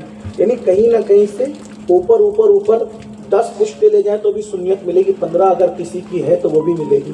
لیکن اگر دوسرے مسلک والے سے پوچھے نا کہ آپ کھولا, نام نہیں لیتا کیونکہ لوگ اتنی قیمتی نہیں ہے میرے نزدیک کہ کھجور چباتے چباتے میں خام کا نمولی چبانے لگوں. اتنا بیوقوف نہیں ہو. لیکن آپ سمجھتے آپ کھولا, کہاں آپ کے ابا؟ نہیں ابا تو سنی تھے, گھر میں فاتحہ ہوتی. تو اس کا مطلب تو بعد میں بگڑا نا, تیرا باپ بگڑا تھا کہ تو بگڑا تھا؟ بتا کون؟ یہی تو بات ہے. نہیں ابا بھی وہی تھے. تو کہا دادا, دادا تو سلام پڑھتے تھے, سلام پڑھتے تھے. اس کا مطلب بولو باپ کا گھر چھوڑا کس نے, نیا کون ہے اور پرانا کون ہے. تو یہ دین کی اہمیت سمجھو, سچی عقیدے کی اہمیت سمجھو. تو دین سے ناواقف ہو اس لیے دین سے دور ہو رہے ہیں. ایک بات کہتا ہوں, جواب دے کے آگے بڑھتا ہوں. کہتے یار یہ علماء طرح طرح کی بات کرتے ہیں اس لیے ہم دین سے بیزار ہیں. ایک بات کہوں, سب علماء اللہ والے نہیں ہوتے. علماء کے 2 گروہ, ایک عالم ربانی عالم حق اور ایک عالم سو. دونوں عالم ہیں لیکن ایک عالم حق اور ایک عالم حق کسے کہتے ہیں؟ جو قرآن و سنت کے مطابق بات. اور عالم سو کون؟ جو قرآن و سنت کی غلط سلط تعویلات کرے, اپنی مرضی سے بک بک کرے, وہ عالم سو. تو یہ جتنے بھی ڈنڈی مار لوگ ہیں نا, جن کو دیکھ کر تم دین سے دور ہو رہے ہو, یہ عالم سو ہے, علماء سو ہے یہ لوگ. آپ کو علماء حق کی طرف آنا چاہیے. علماء حق کون ہے؟ غوث پاک, غریب نواز, مخدوم سمنا, سید احمد کبیر رفاعی, اور بعد میں جو لوگ ان کی اتباع کرتے ہیں, ان کی پیروی کرتے ہیں, یہ عالم ربانی ہیں. جن کی بولی دیکھو, شکل مت دیکھو, امامے مت دیکھو, شیروانیاں مت دیکھو, کپڑے مت دیکھو. تمہاری بستی میں کوئی آئے, حق اور سو کی پہچان کرنا ہے تو یہ دیکھو بزرگوں کی بولی سے کس کی بولی ملتی ہے. اگر امین القادری سے کتنا ہی پیار ہو, اس کی بولی بھی چیک کرو کہ یہ بولی غوث اعظم غریب نواز کی بولی سے ملتی ہے کیا, یہ بولی احمد کبیر رفاعی اور مخدوم اشرف جہانگیر سمنانی کی بولی سے ملتی ہے کیا, یہ بولی شیخ عبدالحق محدث دہلوی, شاہ ولی اللہ, شاہ عبدالعزیز, امام اہل سنت کی بولی سے ملتی ہے کیا.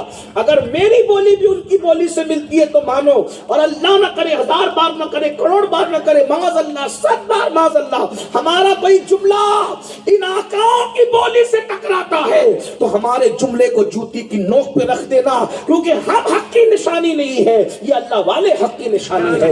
سب کی بولیوں کو پرکھو, چہرے نہیں دیکھے جائیں گے, جملے نہیں دیکھے جائیں گے, نسب نہیں دیکھا جائے گا, علاقہ نہیں دیکھا جائے گا, خانقاہ نہیں دیکھی جائے گی, خطہ نہیں دیکھا جائے گا, مدرسے کا سرٹیفکیٹ نہیں دیکھا جائے گا, یہ دیکھا جائے گا 1400 سال والے بزرگوں کی بولی کون بول رہا ہے.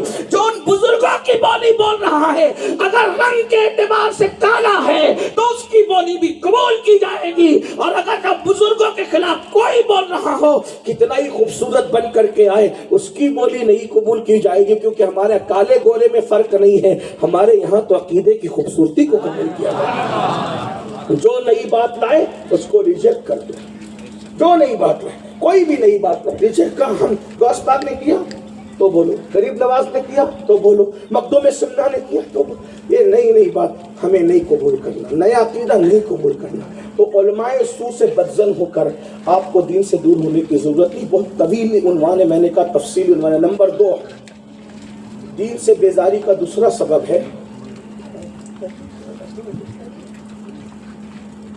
سننا چاہتے ہیں بات؟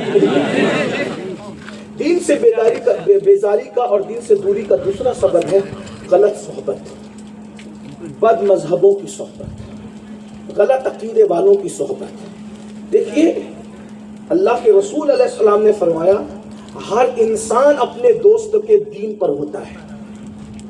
اگر دوستی آپ لوگوں نے غلط لوگوں سے کی تو کبھی نہ کبھی اس دوستی کا اثر آپ کی فکر پر، آپ کی سوچ پر اور آپ کے نظریات پہ پڑے گا. اس لیے یاد رکھنا، کاروبار کرو جس کے ساتھ آپ کو کرنا ہے، خرید و فروخت کرو جس کے ساتھ کرنا ہے، دنیاوی معاملات جس کے ساتھ، لیکن دوستی نہ.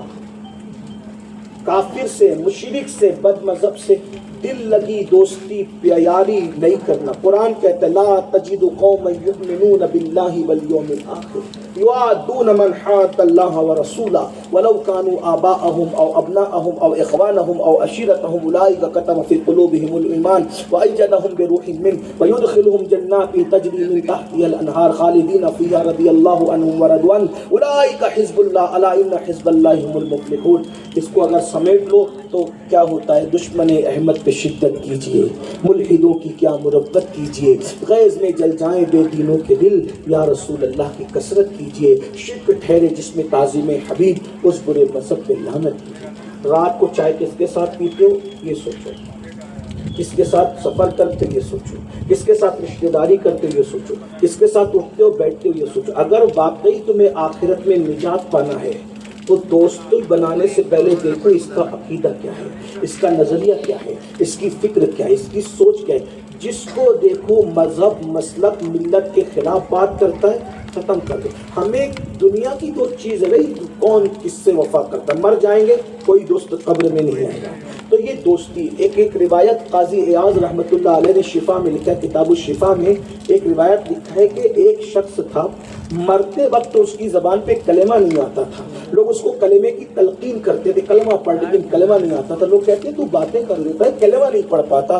اس نے کہا کیا کروں، میں ابو بکر عمر کے گستاخوں کی صحبت میں بیٹھتا تھا، اس لیے مرتے وقت میری زبان پہ کلمہ نہیں آ رہا ہے. اب آپ میں سے میں پوچھتا ہوں، دیکھو یہ کتاب آج کی نہیں ہے، یہ کتاب آج کی نہیں ہے، یہ کتاب آج سے سینکڑوں سال پہلے لکھی ہوئی شفا شریف اردو زبان میں ترجمہ ہو گیا، جا کے چیک کرو. اردو میں اگر نہیں دیکھنا تو عربی کے اصل نسخے کی طرف دیکھ لو. لیکن آپ دیکھو، جو صدیق و فاروق کی گستاخی نہیں کرتا، گستاخوں کے ساتھ بیٹھتا ہے، مرتے وقت اس کی زبان پہ کلمہ نہیں آ رہا ہے. اب آپ سے پوچھتا ہوں، جو رسول اللہ کے گستاخوں کے ساتھ رشتہ داریاں کرے، مرتے وقت اس حاجی صاحب کی زبان پہ کیسے کلمہ آئے گا؟ صدیق و فاروق کا گستاخ بڑا ہے یا رسول اللہ کا گستاخ بڑا ہے؟ ذرا بتاؤ. اور آج کل لوگ کیا کہتے ہیں، مولانا چھوڑو یار یہ سب باتیں، یہ فضول کی باتیں، یہ مولویوں کی باتیں. میرے بھائی مولویوں کی نہیں، یہ مولا کی بات ہے. لا تجد قوما یؤمنون باللہ. ہم مرنے مارنے کی بات نہیں کریں کہ فساد کر دو، جھگڑا کر دو، ڈنڈے اٹھا لو، یہ سب نہیں کریں. ہم یہ کہہ رہے ہیں دین میں جتنا کہا ان سے دوستی نہ کرو. کن سے؟ میں کسی کا تذکرہ نہیں کر رہا ہوں، نام نہیں لے رہا. جن کے عقیدے اسلاف کے عقیدوں کے خلاف ہو، جن کے نظریات اسلاف کے. ایک بات کہوں، اللہ نہ کرے، 1000 بار نہ کرے، 1 کروڑ مرتبہ امین القادری اگر اپنے آپ کو سنی کہتا ہے، لیکن اللہ نہ کرے، 1000 بار نہ کرے، معاذ اللہ، 100 بار معاذ اللہ، اللہ اس سے پہلے ایمان پر مدینے میں موت دے. اگر امین القادری کا نظریہ بگڑتا ہے تو یہ نہ دیکھو کہ وہ سنیت کا دعویٰ کر رہا ہے، نہ کوئی بات نہیں. عقیدہ بگڑا ایک لمحے میں چھوڑو، کس شان سے، جیسے دودھ میں مکھی پڑی ہوتی ہے اس کو نکالا جاتا ہے، ایسے نکال دو. کتنا ہی عزیز ہو، کوئی دوستی نہیں کرنا، کوئی اگر ایمان بچانا ہے. ورنہ صدیق و فاروق کے دشمن، وہ خود گستاخ نہیں تھا، گستاخوں کے ساتھ بیٹھتا تھا، مرتے وقت زبان پہ کلمہ نہ آیا. لوگ بد مذہبوں کے ساتھ بیٹیاں دیکھتے ہیں. علماء منع کرتے تھے، یہ مولویوں کو کیا ہٹا دیں گے، ان کو ہماری اتنی طاقت ہے. بھائی تیری طاقت ہے، تو مصلے سے، اسٹیج سے ہٹا سکتا ہے، لیکن دین کی طاقت، دین کی طاقت. فرعونیت کرو گے تو بھگتو گے. آج دائیں بائیں سے آوازیں آتی ہیں ارے کچھ نہیں ہوتا کچھ نہیں ہوتا. ہم نے کہا دنیا کہیں جائے ہمیں اپنے بزرگوں کے نقش قدم کو پکڑ کے بیٹھنا ہے. کسی کہنے والے نے بڑا اچھا شعر کہا تھا, ان کے کوچے میں رہو نقش کف پا بن کر. بہت خوبصورت شعر ہے. ان کے کوچے میں رہو نقش کف پا بن کر, ان کے کوچے میں رہو نقش کف پا بن کر. کوئی مٹا تو سکے پر کوئی اٹھا نہ سکے, کوئی مٹا تو سکے پر کوئی اٹھا نہ سکے.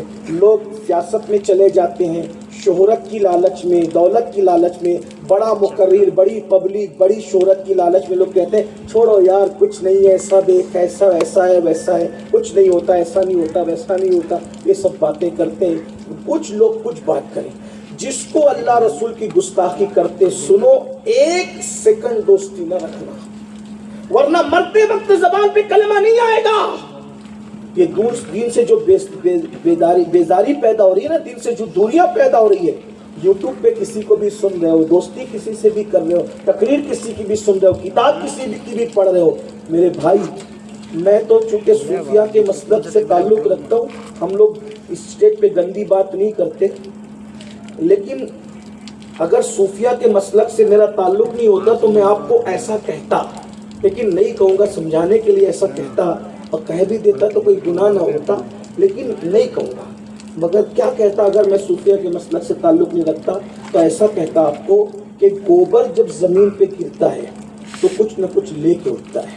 یہ مثال سے آپ کو سمجھاتا, لیکن نہیں سمجھاؤں گا کیونکہ میرا مسلک صوفیہ کا مائک پہ ایسی باتیں نہیں کرنی چاہیے. تو اب آپ بتائیں, جب یوٹیوب پہ آپ بیٹھ کر کسی غیر آدمی کو سنتے ہو, کسی بگڑے ہوئے کو سنتے ہو, کسی بد مذہب کو سنتے ہو, 10 باتیں سنتے ہو تو ایک بات کہیں نہ کہیں دماغ میں بیٹھتی ہے, اور آپ کے پاس علم اتنا پختہ نہیں ہے کہ آپ حق اور باطل میں فرق کر سکو. تو آپ کو کیا لگتا ہے کیا صحیح بات تھی, کیا صحیح بات تھی. میں نے کئی مرتبہ لوگوں کو سمجھانے کے لیے کئی مرتبہ بتایا کہ دیکھو بات اس کو سچی لگتی ہے, لیکن اس بات کے پیچھے بہت بڑا زہر ہوتا ہے. آپ کے یہی میں نے کہا تھا, بلی میں شاید کبھی کہیں کہا تھا یا نہیں کہا تھا, کہاں کہتا میں بھول گیا, لیکن اگر آپ اجازت دیں تو میں آپ کو سمجھاتا ہوں. دیکھو بات ان کو آپ کو صحیح لگتی ہے, لیکن علم کی گہرائی نہیں ہے نا, تو اس لیے آپ بہ جاتے ہو اور ایمان خطرے میں آتا ہے. جیسے ایک حدیث جو ہے بڑی مشہور ہے, سب لوگ اس کو پڑھتے ہیں. حدیث کیا کہتے ہیں کہ اللہ کے رسول علیہ السلام نے فرمایا کہ میری قبر کو عیدگاہ مت بناؤ. یہ حدیث میں نے پڑھا, پتہ نہیں آپ کیا پڑھی تھی, نہیں پڑھی تھی, یا آپ نے شاید یوٹیوب پہ سنی بھی ہوگی, بہت لوگوں نے اس کو سنا, سمجھ میں بھی آئی بات. کیا حدیث ہے, کیا حدیث ہے, کیا آقا کا فرمان کیا ہے, میری قبر کو عیدگاہ. میری بات سمجھ آ رہی ہے آپ کو, سر پہ تو نہیں جا رہی نا, کیا میری قبر کو عیدگاہ نہ بنا, یہ حدیث ہے. بولے یہ حدیث ہے, یہ دوسرے لوگ بھی مانتے ہیں, ہم بھی مانتے ہیں, لیکن اب اس میں جو یہ پیون لگاتے ہیں نا مخمل میں ٹاٹ کا, آگے کہتے ہیں دیکھو دیکھو دیکھو رسول اللہ نے فرمایا کہ میری قبر کو عیدگاہ مت بناؤ. مطلب جیسے عیدگاہ پہ بھیڑ لگاتے ہو, میلہ کرتے ہو اور پابندی سے جاتے ہو, ویسے حضور کی قبر پہ نہ جانا. دیکھا حضور نے منع کر دیا نا. پھر یہ سنی پاگل ہے, حج کرتے ہیں تو جاتے ہیں, رمضان میں شریف میں تو جاتے ہیں, بلکہ رمضان شریف میں تو مکے میں 5 دن رکتے ہیں, 15 دن مدینہ شریف میں رکتے ہیں. ایک کیا پاگل لوگ. حضور کہہ رہے ہیں میری قبر کو عیدگاہ نہ بناؤ. اور دیکھو یعنی عیدگاہ بنانے کا مطلب بھیڑ مت کرنا, پابندی سے مت آنا, وہاں بھیڑ نہ لگانا, وہاں میلہ نہ لگانا. حضور نے منع کر دیا. بھائیو دیکھو یہ لوگ کر رہے ہیں. اب آپ کے پاس علم نہیں ہے, آپ ہو جاتے ہیں ڈاماڈول. ہاں یار کیا بات کی مولوی صاحب نے, ہم نے تو کبھی سنی عالم کی زبان سے ایسی بات سنی نہیں تھی جو یوٹیوب کے محقق سے سنی. او واہ گیا ایمان. ایسے ہی بات اس کی سچی لگی کہ نہیں لگی آپ کو؟ حدیث صحیح پڑھی, اس دودھ کے اندر اس نے مجھے وہ چٹکی بھر زہر ملا دیا. دودھ میں چٹکی بھر زہر ملے گا تو جان جائے گی. حدیث میں من مانی تفسیر ہوگی تو ایمان جانے کا خطرہ ہے.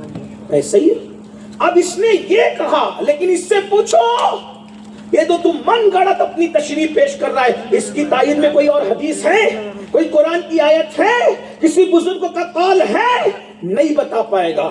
لیکن تم پوچھو گے نہیں کیونکہ تم پھسل وہی گئے, تمہارے پاس اتنی علمی گہرائی نہیں ہے, اس لیے تم پھسل گئے اس کو سن کر. لیکن اگر ہمارے پاس آتا, ان علماء کے پاس آتا, تو ہم کہتے سن یہ حدیث بالکل صحیح ہے, آقا نے فرمایا کہ میری قبر کو عیدگاہ مت بنانا، لیکن یہ تو کہاں سے نکال کے لایا ہے کہ جیسے عیدگاہ پہ بھیڑ کرتے ہو میری قبر پہ بھیڑ نہ کرنا؟ اگر یہی بات ہوتی تو ارے لوگوں کے عرس میں اتنے نہیں پہنچتے جتنے 5 وقت کی نماز میں رسول اللہ کے مزار پر لوگ رہتے ہیں، لاکھوں کی تعداد میں لوگ رہتے ہیں، گھنٹوں سلام پیش کرتے ہیں، اور انسان تو انسان ہے۔ ارے چلو انسانوں کو روکا نہیں جا سکتا لیکن فرشتوں کو تو روکا جا سکتا تھا، لیکن 70,000 فرشتے صبح آتے شام تک درود و سلام کر کے میلہ لگاتے ہیں، اور 70,000 شام کو آتے ہیں صبح تک کے درود و سلام پڑھتے ہیں۔ کیا چلو انسان کو حق سمجھ میں نہیں آتا تو کیا معاذ اللہ فرشتوں کو بھی حق سمجھ میں نہیں آتا؟ فرشتے اپنی مرضی سے آتے ہیں، وہ تو اللہ بھیجتا ہے، تو اللہ فرشتوں کا میلہ لگوا رہا ہے۔ تو ملا جی یہ کیا آپ کی تشریح صحیح ہے؟ یہ تیری من مانی ہے، لیکن تم نے اس کو سنا مگر پگھل گئے۔ ہمارے پاس آتا تو ہم غلام غوث اعظم کے، غریب نواز کے، بزرگوں کے، امام اہل سنت کے جوتی بردار ہم کہتے سن حدیث تو صحیح ہے کہ میری قبر کو عیدگاہ نہ بنانا، لیکن یہ مطلب نہیں ہے کہ میری قبر پہ مت آنا، بھیڑ نہ لگانا، پابندی سے مت آنا، یہ مطلب نہیں ہے۔ بلکہ حضور کیا کہہ رہے ہیں؟ میری قبر کو عیدگاہ مت بنانا، میری قبر کو عیدگاہ مت بنانا۔ ابلی والوں توجہ سنو، میری قبر کو عیدگاہ مت بنانا مطلب کیا؟ مطلب یہ ہے کہ عیدگاہ میں جیسے سال میں 2 مرتبہ جاتے ہو عید اور بقرعید پر اور تیسری مرتبہ نہیں آتے، ایسا کبھی مت کرنا، بلکہ عیدگاہ میں عید اور بقرعید پہ 2 ہی ٹائم جاتے ہو، تیسری بار کبھی نہیں جاتے۔ تو ایسے عیدگاہ کی طرح میری قبر کے ساتھ سلوک مت کرنا، تمہیں جب جب موقع ملے تب تب آیا کرنا۔ قبری وجبت لہو شفاعتی، کیونکہ جو میری قبر کی زیارت کرے گا میری شفاعت اس پہ واجب ہو گئی۔ بولو بھائی دونوں نے بات کی سمجھ میں آئی؟ آپ کہاں پھسل رہے ہو؟ آپ کا ایمان کو خطرہ کا ہے۔ لوگ کہتے ہیں لوگوں کو سننے نہیں دیتے تم ڈرتے ہو، ارے ڈرتے نہیں ہے، ایمان قیمتی چیز ہے۔ اندھیرے میں بچے کو اس لیے جانے نہیں دیتے کہ کانٹا چبھے گا تو پیر کو خطرہ ہوگا، اور تمہاری باتیں سننے سے اس لیے منع کرتے ہیں کہ تمہارا ڈنک پڑے گا تو ایمان کو خطرہ ہوگا۔ سانپ کی بل میں ہاتھ ڈالنے سے اس لیے نہیں روکتے کہ بزدل ہے، اس کا زہر جان لے لے گا، تیرا زہر ایمان لے لے گا۔ اب میں الحمدللہ عیدگاہ کا میں امام، اللہ کا شکر ہے برسوں سے نماز پڑھتا ہوں، لیکن میں کبھی دوسری بار سے تیسری بار گیا ہی نہیں۔ امام نہیں جاتا تو عوام کدھر جانا؟ حضور نے کہا عیدگاہ نہیں بنانا، اور بار بار آنا، بار بار آنا، بار بار آنا، کیونکہ ہر عبادت پہ ثواب ملتا ہے۔ نبی کے پاس جاؤ گے تو شفاعت کی بشارت ملے گی۔ بار آنا، اور فرماتے جس نے میرے مزار پہ حاضری دی ایسے ہی جیسے اس نے میری حیات میں حاضری دی۔ بار بار آنا، قرآن کہتا ہے وَلَوْ أَنَّهُمْ إِذْ ظَلَمُوا أَنفُسَهُمْ جَاءُوكَ فَاسْتَغْفَرُوا اللَّهَ وَاسْتَغْفَرَ لَهُمُ الرَّسُولُ لَوَجَدُوا اللَّهَ تَوَّابًا رَحِيمًا۔ اگر وہ اپنی جانوں پہ ظلم کرے تو محبوب تمہارے پاس آئے، محبوب تمہارے پاس آئے، آ کے توبہ کرے، آپ سفارش کرے تو وہ ضرور ضرور پائیں گے۔ اللہ رب العزت کو توبہ قبول کرنے والا مہربان۔ اور پھر محبوب سے کہتے وَأَمَّا السَّائِلَ فَلَا تَنْهَرْ، حبیب جو تیرے پاس آیا کرے نا ان کو جھڑکا مت کرنا ہے، یعنی کیا؟ اس کی جھولی بھر دیا کر۔ بھائیو اللہ کہہ رہا ہے اس کی جھولی بھر دیا کر، جھڑکا نہ کیا کر۔ تو جہاں جھولی بھرے گی آدمی وہاں نہ جائے گا تو پھر کہاں جائے گا؟ کنجوسوں کے دروازے پہ بھی کوئی جاتا ہے کیا؟ سخی کے دروازے پر ہی تو بھیڑ لگتی ہے۔ تو پھر اللہ کہہ رہا ہے تو سخاوت کرتا کہ تیرے دروازے پہ بھیڑ لگے، جس کو جو ملے گا تیرے دروازے سے ملے گا، تیری عطا سے ملے گا، تیری سخا سے ملے گا۔ واہ کیا جود و کرم ہے شہ بتہا تیرا، نہیں سنتا ہی نہیں ماننے والا تیرا، دھارے چلتے ہیں عطا کے وہ ہے قطرہ تیرا، دھارے کھلتے ہیں سخا کے وہ ہے ذرہ تیرا۔ میں تو مالک ہی کہوں گا کہ ہو مالک کی حبیب، یعنی محبوب و محب میں نہیں میرا تیرا۔ تو بد مذہب سے اسلام دشمن لوگوں سے دوستی نہ کرو، دین سے بیزاری پیدا ہوگی۔ اور اسلام دشمن طاقتوں نے جن کو اپنا ایجنٹ بنا کر کھڑا کیا ہے ان کی تقریریں نہ سنو، انہی کی تقریریں سنو، تحریریں پڑھو جن کے نظریات 1400 سال کے بزرگوں سے ملتے ہیں۔ غوث پاک غریب نواز۔ اور تیسری اور آخری بات، بہت دین سے بیزار بہت سے اسباب ہیں، میں لکھ کر لایا تھا کہ میں بولوں گا، اور آپ تو سن ہی رہے ہیں، لیکن مجھے بھی سفر کرنا ہے، جانا بھی ہے، آگے کے پروگرام بھی ہے، ٹائم کا ہے۔ لیکن آخری بات 11-12 وجوہات تو میں لکھ کے لایا تھا اپنے مطالعے کی روشنی میں، کبھی رہیں گے تو اس کو بیان کروں گا۔ لیکن یہ تیسری بات، پہلی چیز کیا؟ دین سے بیزاری کی کیا وجہ ہے؟ دین کی اہمیت نہیں پتہ۔ دوسری چیز غلط صحبت۔ تیسری چیز پیٹ میں لقمہ حرام کا جانا، یہ سب سے بڑی وجہ ہے۔ دین سے جو بیزاری پیدا ہوتی ہے، دین سے جو دوری ہے، آپ یہ مت سمجھو صرف کہ سنیت کا نعرہ لگائیں گے، مسلک اعلیٰ کا نعرہ لگائیں گے، غوث پاک غریب نواز کا نعرہ، ولیوں کا نعرہ لگائیں گے، پھر سود بھی کھائیں گے تو بھی سنیت پہ رہ جائیں گے، ایسا نہیں ہے۔ چوری کا بھی کھائیں گے تو سنیت، ایسا نہیں ہے۔ لقمہ انسان کو بہت بری جگہ لے جاتا ہے۔ نعرے صرف ہمیں نہیں بخشائے، وہ نعرے حق ہے، نعرے نہیں بخشوائیں گے جب تک آپ کا دل دین پر نہ رہے۔ اور یہ جو پیٹ ہے نا، پیٹ، اس کے اندر جو جاتا ہے وہی اثر دکھاتا ہے۔ میں آسان زبان میں آپ کو ایک بات بتاؤں، جس دن آپ سونپ کھاتے ہو، سونپ سمجھتے ہیں؟ سونپ، ہاں، جس دن سونپ کھاتے ہو اس دن آپ کے منہ کا مزہ بھی الگ رہتا ہے اور آپ کے پسینے کا مزہ بھی الگ رہتا ہے۔ جس دن آپ پیاز کھاتے ہو منہ کا مزہ بھی الگ رہتا ہے اور پسینے کا مزہ بھی الگ رہتا ہے۔ جو لوگ تمباکو کھاتے ہیں ان کے منہ کی بو الگ رہتی ہے، پسینے کی بو ایسی رہتی ہے، ٹھیک ہے۔ اسی طرح جس دن آپ خربوز کھاتے ہو تو خربوز کی ڈکار میں کبھی بدبو نہیں آتی ہے اور خربوز کھانے کے بعد پسینے میں کبھی بدبو نہیں آتی۔ یہ میں آپ کے سامنے مطالعہ پیش کر رہا ہوں، آپ اس کو دیکھ لیں۔ اسی طریقے سے آپ جو کھاؤ گے اس کا اثر آپ کے منہ پر بھی، آپ کے دل پر بھی اور آپ کی صحت پر بھی۔ مولی کھاؤ گے نا، مولی، تو بدبودار ڈکار آئے گی، ٹھیک ہے۔ اب آپ سے پوچھتا ہوں، یہ سب حلال چیزیں، مولی لے لیں، پیاز لے لیں، اور اس کے بعد اور بھی جو چیزیں، سونپ لے لیں، زیرہ لے لیں، اجوائن لے لیں، لونگ لے لیں، یہ سب حلال چیزیں۔ ہم جب اس کو کھاتے ہیں تو بولو پسینے پر اس کا اثر پڑتا ہے کہ نہیں پڑتا؟ خون پر اس کا اثر پڑتا ہے کہ نہیں پڑتا؟ منہ کی خوشبو اور بدبو پر اس کا اثر پڑتا ہے کہ نہیں پڑتا؟ جو لوگ جن کے منہ میں بدبو آتی ہے نا، تو ان کو اگر حکیم لوگ مشورہ دیتے ہیں کہ سونپ کھاؤ گے نا تو منہ کی بدبو کی بیماری ختم ہو جائے گی، گلاب کے پانی سے کلیاں کرو گے تو منہ کی بدبو، یہ حکیم لوگ مشورہ دیتے ہیں، میں کوئی یقین نہیں ہوں، لیکن بہرحال چونکہ بزرگوں کے قدموں میں بیٹھے ہیں تو بہت کچھ جانا بوجھا تو زبان پہ باتیں آ جاتی ہے۔ مطلب آپ اپنے حکیموں سے مشورہ کریں، مطلب ہم تو جلسے میں سنا تھا، جلسے میں سن کے نسخوں پہ عمل نہیں کرتے، وہ کسی اچھے ڈاکٹر کے مشورے سے کرنا چاہیے۔ تو بہرحال میں یہ عرض کر رہا تھا، مولی کھاؤ تو اس کا اثر خون پر بھی پڑ رہا ہے، منہ پر بھی پڑ رہا ہے، زبان پہ بھی پڑ رہا ہے، پسینے بھی پڑ رہا ہے۔ تو جب یہ غذائیں تم کھاتے ہو تو خون پر، منہ پر، پسینے پر، زبان پہ اثر پڑتا ہے۔ ایسے ہی جب تم حلال کھاتے ہو تو اس کا اثر بھی منہ پر، خون پر، پسینے پر، زبان پہ پڑتا ہے۔ حرام کھاتے ہو تو خون پر، منہ پر، پسینے وغیرہ پہ پڑتا ہے۔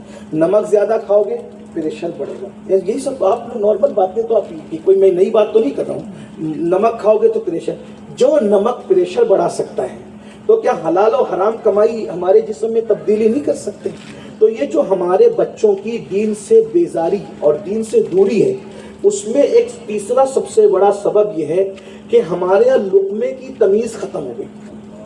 اب ہم لوگ حلال و حرام پہ توجہ نہیں دیتے ہیں۔ ہر سال حج بھی کر رہے ہیں، عمرہ بھی کر رہے ہیں، لیکن وہ عمرہ حج کرنے جاتے ہیں، وہاں بیٹھ کر گندی فلمیں حرم میں دیکھتے ہیں۔ نہ جاتا تو اچھا رہتا۔ حرم کی ایک نیکی 1,00,000 نیکی کے برابر ہے، تو ایک گناہ 1,00,000 گناہ کے برابر۔ گھر میں ایک فلم دیکھتا تو ایک ہی کا عذاب ملتا، ارے حرم میں بیٹھ کر کے دیکھ رہا ہے فلم تو 1,00,000 فلموں کا عذاب تجھے ملتا۔ وجہ حاجی بدل نہیں پا رہا ہے۔ میں کسی حاجی کو ٹارگٹ نہیں کر رہا ہوں، مجھے نہیں پتا اس میں کتنی حاجی نہیں ہے، لیکن ایک بات، حاجی بدل نہیں رہا ہے۔ پہلے کا حاجی ایک حج کرتا تھا، ولی کی طرح زندگی گزارتا تھا۔ آج ہر سال حج کر رہا ہے، بدل نہیں رہا ہے، وہی جھوٹ آنے کے بعد کیا وہ وہیں سے جھوٹ بول رہا ہے۔ وہیں جو مکے شریف میں فون آیا کہ بھائی تیرا قرضہ باقی کب دے گا، کہ آ کے دیتا ہوں۔ تو یہ حال ہے۔ تم یاد رکھنا کہ وہ جھوٹ بھی بول رہا ہے، بدل نہیں رہا۔ کسی حاجی کو شک کی نظر سے مت دیکھو، جنرل بات کی جاتی ہے۔ حاجی نہیں بدل رہا ہے، عمرہ کرنے والا نہیں بدل رہا ہے۔ قرآن کہتا ہے ان الصلاۃ تنہی عن الفحشاء والمنکر، نماز ہر برائی بے حیائی سے روک لیتی ہے۔ نماز پڑھنے والا بھی جھوٹ بول رہا ہے، وہ بھی برائی میں مبتلا ہے۔ عورت کو پاپ کی نظر سے دیکھ رہا ہے، برائی میں مبتلا ہے۔ پڑوسی پہ ظلم کر رہا ہے، برائی میں مبتلا ہے۔ بھائی نماز تو بدل دیتے، کیوں نہیں بدل دیے؟ بھائی نماز پڑھنے تو جا رہا ہے لیکن پیٹ میں حرام لے کے جا رہا ہے۔ اسی طرح حج کرنے تو جا رہا ہے، پیٹ میں حرام لے کے جا رہا ہے۔ وعظ سننے تو آ رہا ہے، پیٹ میں حرام لے کے جا رہا ہے۔ تو یہ جو پیٹ میں حرام آ گیا نا، اس لیے ہماری نسلیں دین سے دور ہو گئی۔ اپنی نسلوں کو حلال کھلا کے دیکھو، حلال، انشاءاللہ تمہاری نسلیں دین پر مر مٹنے کے لیے تیار ہوگی۔ آج سے پہلے علم اتنا نہیں تھا، جلسے اتنے نہیں تھے، کتابیں اتنے نہیں تھے، یوٹیوب کے چینل اتنے نہیں تھے، لیکن پہلے کے لوگ دین جتنے دیندار تھے، وفادار تھے، ان پڑھ تھے بھائی، کچھ پڑھنا نہیں آتا تھا، کچھ بولنا نہیں آتا تھا، لیکن وعدہ کر لیا نا کہ پرسوں قرض دوں گا تو دنیا ادھر کی ادھر ہو جائے، پرسوں برابر قرضے کا انتظام کرتے تھے۔ آج تو وعدے کی کوئی بات ہی نہیں ہے۔ اللہ کے رسول صلی اللہ علیہ وآلہ وسلم فرماتے ہیں جس نے حرام کا ایک لقمہ کھایا، حرام کا ایک لقمہ، سن لو، حرام کا ایک لقمہ کھایا، اس ایک لقمے کے بدلے میں اس کو 1000 سال تک جہنم کی آگ میں جلایا جائے گا۔ ایک لقمہ کھانے والا حرام کا، نہ اس کی 40 دن تک نمازیں قبول ہوگی، نہ روزے قبول ہوں گے، نہ عبادتیں قبول ہوگی، نہ دعائیں قبول ہوگی۔ آپ کیا اسلامی معاشرہ کا جلسہ کرنا چاہتے ہیں؟ اپنا لقمہ چیک کرو۔ کیا صرف شراب کا دھندا حرام ہے؟ شراب کا دھندا بالکل حرام ہے، جوئے کا دھندا بالکل حرام ہے، سٹے کا دھندا بالکل حرام، یہ سب حرام ہے، لیکن کیا ناپ تول میں کمی کرنا حرام نہیں ہے؟ کیا جھوٹ بول کے کاروبار کرنا حرام نہیں ہے؟ یہ بھی تو سب حرام ہے۔ کرانہ دکان چلا رہا ہے، جھوٹ بول کے کاروبار کر رہا ہے، یہ بھی تو حرام ہے۔ دودھ میں ملاوٹ کر رہا ہے، پھر کہتا ہے پیور ہے، تیل میں ملاوٹ کر رہا ہے، پھر کہتا ہے پیور ہے، دالوں میں ملاوٹ کر رہا ہے، پھر کہتا ہے پیور ہے، باریک والی یعنی کہ چھوٹی والی بڑی والی ملا کے بڑی کے دام میں بیچ رہا ہے، یہ حرام نہیں ہے؟ بتاؤ۔ ایک آدمی کیا کرتا ہے راتوں رات کروڑ پتی بننے کے چکر میں، جو یوٹیوب پر اور انٹرنیٹ پر جو کاروبار ہیں، جس بہت سارے، میں نام نہیں لیتا کسی کا، بہت سارے حلال بھی، بہت سارے حرام بھی ہے، کروڑ پتی بننے کے چکر میں لاٹریاں کھیلی جا رہی ہیں، کرکٹ کے نام پہ جو وہ جوئے کھیلے جا رہے ہیں، اتنے بڑے بڑے پیمانے پہ مسلمان جوا کھیل رہے ہیں، جوا کھیل رہے ہیں۔ میں نے کئی لوگوں کو دیکھا، ایک شخص جوئے میں گھر ہار گیا، جوئے میں گھر ہار گیا، ایک شخص کا حال یہ کہ وہ اس لالچ میں یار اس بار لک چل جائے گا، اس بار لک چل جائے گا، وہ گھر کے سارے زیورات بیچ گیا۔ یہ جوا ہے، ایزی منی کے چکر میں اور شارٹ ٹائم ترقی کے چکر میں حرام کی طرف مت جاؤ۔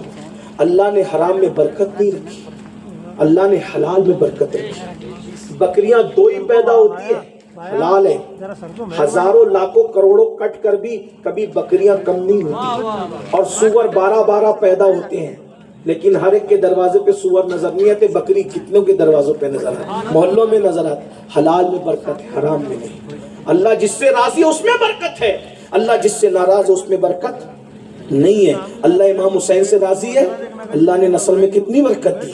یزید سے ناراض تھا، یزید کی نسل ختم کر دی۔ اور یہ جو سود ہے یہ حرام ہے، اللہ اس کو برباد کرے گا۔ تھوڑا کماؤ حلال، یہ، اور اللہ نے جتنا قسمت میں لکھا ہے اتنا ہی ہے۔ اپنے بچوں کو قیمتی کپڑے پہنانے کے چکر میں حرام مت پہناؤ، اپنے بچوں کو اچھا کھلانے کے چکر میں حلال مت کھلاؤ، حلال لقمے کی بڑی قیمت ہے۔ ایک ہی بات عرض کر دوں اور پھر بات ختم کر لوں، بقیہ جو تقریباً 7 چیزیں بچ گئی، کبھی یاد دلانا تو کہیں گے ورنہ کوئی بات نہیں۔ ایک آخری بات لقمہ حلال پر عرض کروں، کہہ سکتا ہوں لقمہ حلال، بہت خوبصورت بات یاد آئی، سنیے اور آپ سے کوشش کیجئے حلال کی۔ مجھے تو بہت ڈر لگنے لگا ہے کہ کس کی دعوت کھائیں کہ کس کی، حالانکہ میں کوئی بہت متقی آدمی نہیں ہوں، لیکن بہت ڈر لگتا ہے کیونکہ لوگ اوپر سے بہت متقی اور تقوی کی بات کرتے ہیں، اندر سے لیکن بہت گھال میل چلتا ہے۔ اللہ مسجد میں قرآن کھانے کی شیرنی بھی آتی ہے تو کھانے ڈر لگتا ہے کہ کھائیں کہ نہیں کھائیں۔ یاد رکھیے بہت بہت دکھ۔ آقا علیہ السلام نے فرمایا کہ جو لوگ حرام سے بچنا چاہیں گے، سود سے بچنا چاہیں گے، ان تک بھی سود کا گرد و غبار پہنچ کر رہے گا۔ کیا کیا حرام ہے میں کیا بتاؤں آپ کو، ایک جملہ سن لیجیے، حرام اور حلال پہ ایک جملہ سن۔ اولاد کیوں بگڑ رہی ہے؟ دن سے بھی دور ہوئی، آپ سے بھی دور ہوئی، کیوں؟ جیسے مثال کے طور پہ میں مزدور ہوں، میں نے اس سے جو ہے وہ کہا کہ میں تیرے یہاں مزدوری کروں گا 10 گھنٹے۔ اس نے کہا سید صاحب آپ 10 گھنٹے میرے یہاں مزدوری کرو گے نا، میں آپ کو 10,000 روپے دوں گا مہینے کا۔ اب 10 گھنٹے انہوں نے جو میرے طے کیے نا، تو وہ 10 گھنٹے جاگ کر ان کے یہاں کی مزدوری کرنا، پہرا دینا، جو بھی کام انہوں نے دیا ہے وہ کام کرنا مجھ پہ فرض ہے۔ اگر وہ 10 گھنٹے کا وعدہ کر کے میں 2 گھنٹہ سو گیا تو وہ 2 گھنٹے کی رقم لینا میرے لیے حرام.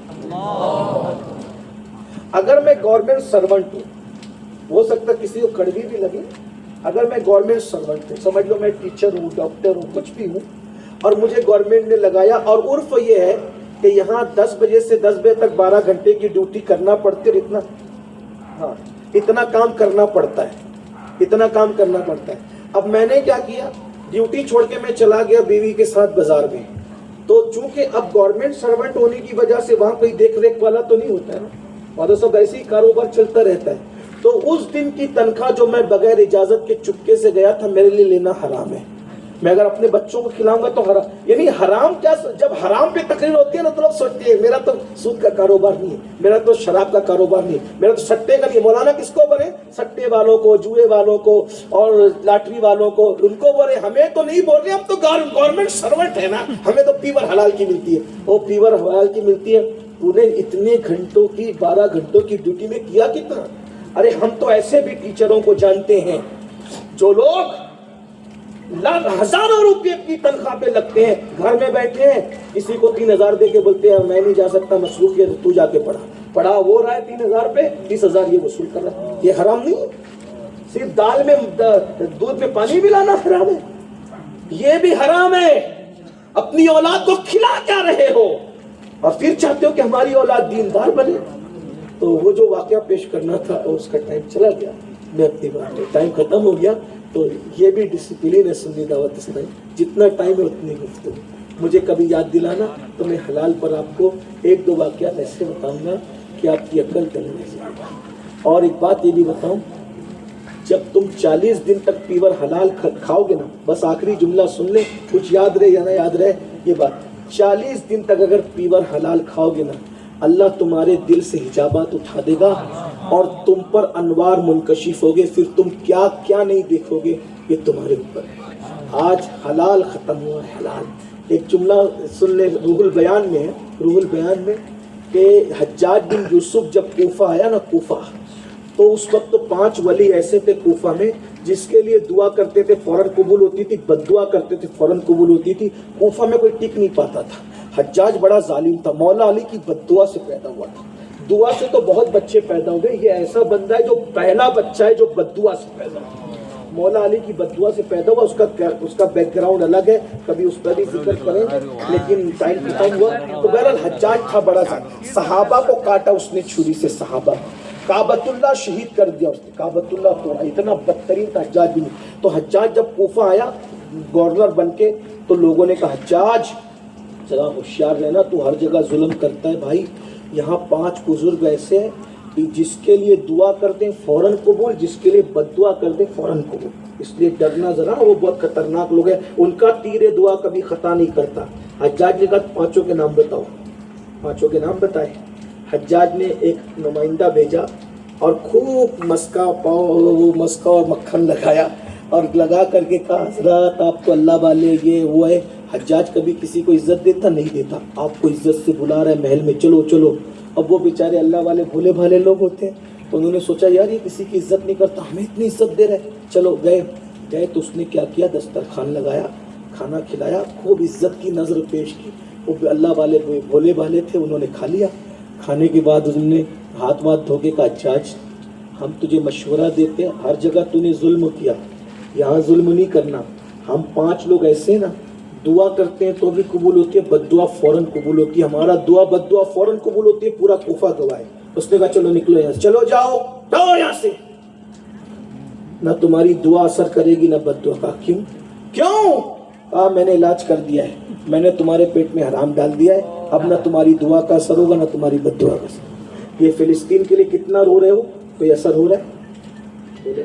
مولانا بھی رو رہے ہیں, مقتدی بھی رو رہے ہیں, پیر صاحب بھی رو رہے ہیں, مرید بھی رو رہے ہیں, استاد بھی رو رہے ہیں, شاگرد بھی رو رہے ہیں, مقرر بھی رو رہا ہے, پبلک بھی رو رہی ہے.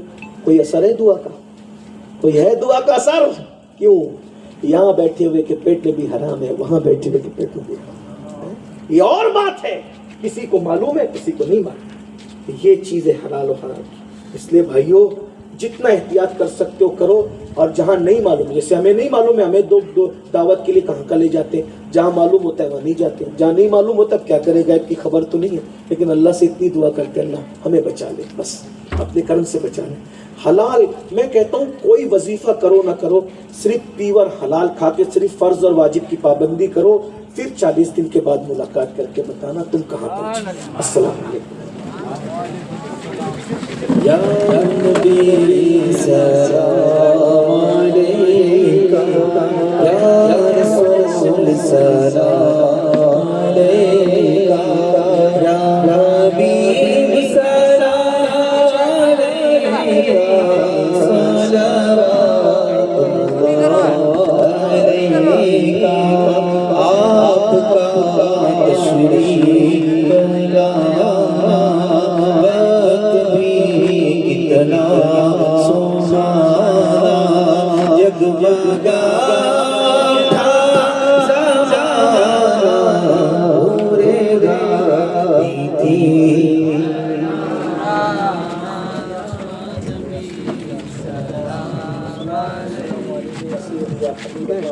الصلاة والسلام علیکہ یا سیدی یا جد الحسن والحسین وعلی آلک و اصحابک یا جد المقصصین۔ الفاتحہ۔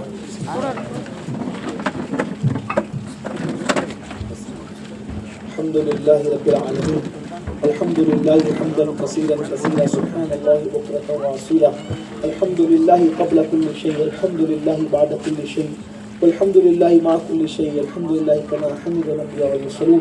اللهم صل وسلم وزد وبارک علی سیدنا مولانا محمد وآل سیدنا مولانا محمد صلاة تنجنا بها من جميع الاحوال والآفات وتقضي لنا بها جميع الحاجات وتطهرنا بها من جميع السيئات وترفعنا بها عندك على الدرجات وتبلغنا بها أقصى الغايات من جميع الخيرات في الحياة وبعد الممات إنك على كل شيء قدير۔ اللهم ربنا آتنا في الدنيا حسنة وفي الآخرة حسنة وقنا عذاب النار۔ ربنا هب لنا من أزواجنا وذرياتنا قرة أعين واجعلنا للمتقين إماما۔ اللهم أحسن عاقبتنا في الأمور كلها وأجرنا من خزي الدنيا وعذاب الآخرة۔ یا اللہ یا رحمان یا رحیم، پنجتن پاک خلفائے راشدین، غوث پاک غریب نواز، تیرے چہیتوں کے پیاروں کے صدقے اس محفل کو قبول فرما۔ یا اللہ بارش کے باوجود بھی تیرے اتنے بندے اور بندیاں یہاں حاضر مولا کھڑے ہو کر سنے، بیٹھ کر سنے، بھیگ کر سنے، اللہ ان سب کا سننا قبول فرما لے۔ یا اللہ ہماری اور ہماری نسلوں کی تقدیریں بدل دے، مقدر بیدار فرما دے، دونوں جہان کی نعمتوں سے، برکتوں سے، عزتوں سے مالا مال فرما دے۔ یا اللہ ہمارے عقیدوں کو درست فرما، درست عقیدوں پر استقامت عطا فرما، بزرگوں کے نقش قدم پر چلنے کی توفیق عطا فرما۔ یا اللہ میرے آقا کی پوری امت کے دکھوں کو دور کر دے، تکلیفوں کو دور کر دے، بلاؤں کو دور کر دے، مشکلوں کو آسان فرما دے۔ یا اللہ ہمیں مانگنا نہیں آتا، تجھے عطا کرنا آتا ہے، مولا جو مانگے وہ بھی عطا فرما، جو نہ مانگ سکے وہ بھی تیری شان کے لائق عطا فرما۔ اس محفل کو سجانے میں جن بھائیوں نے بہنوں نے حصہ لیا، یا اللہ ان سب کی خدمات جلیلہ کو قبول فرما لے، ان سب کے بازو میں قوت حیدری عطا فرما۔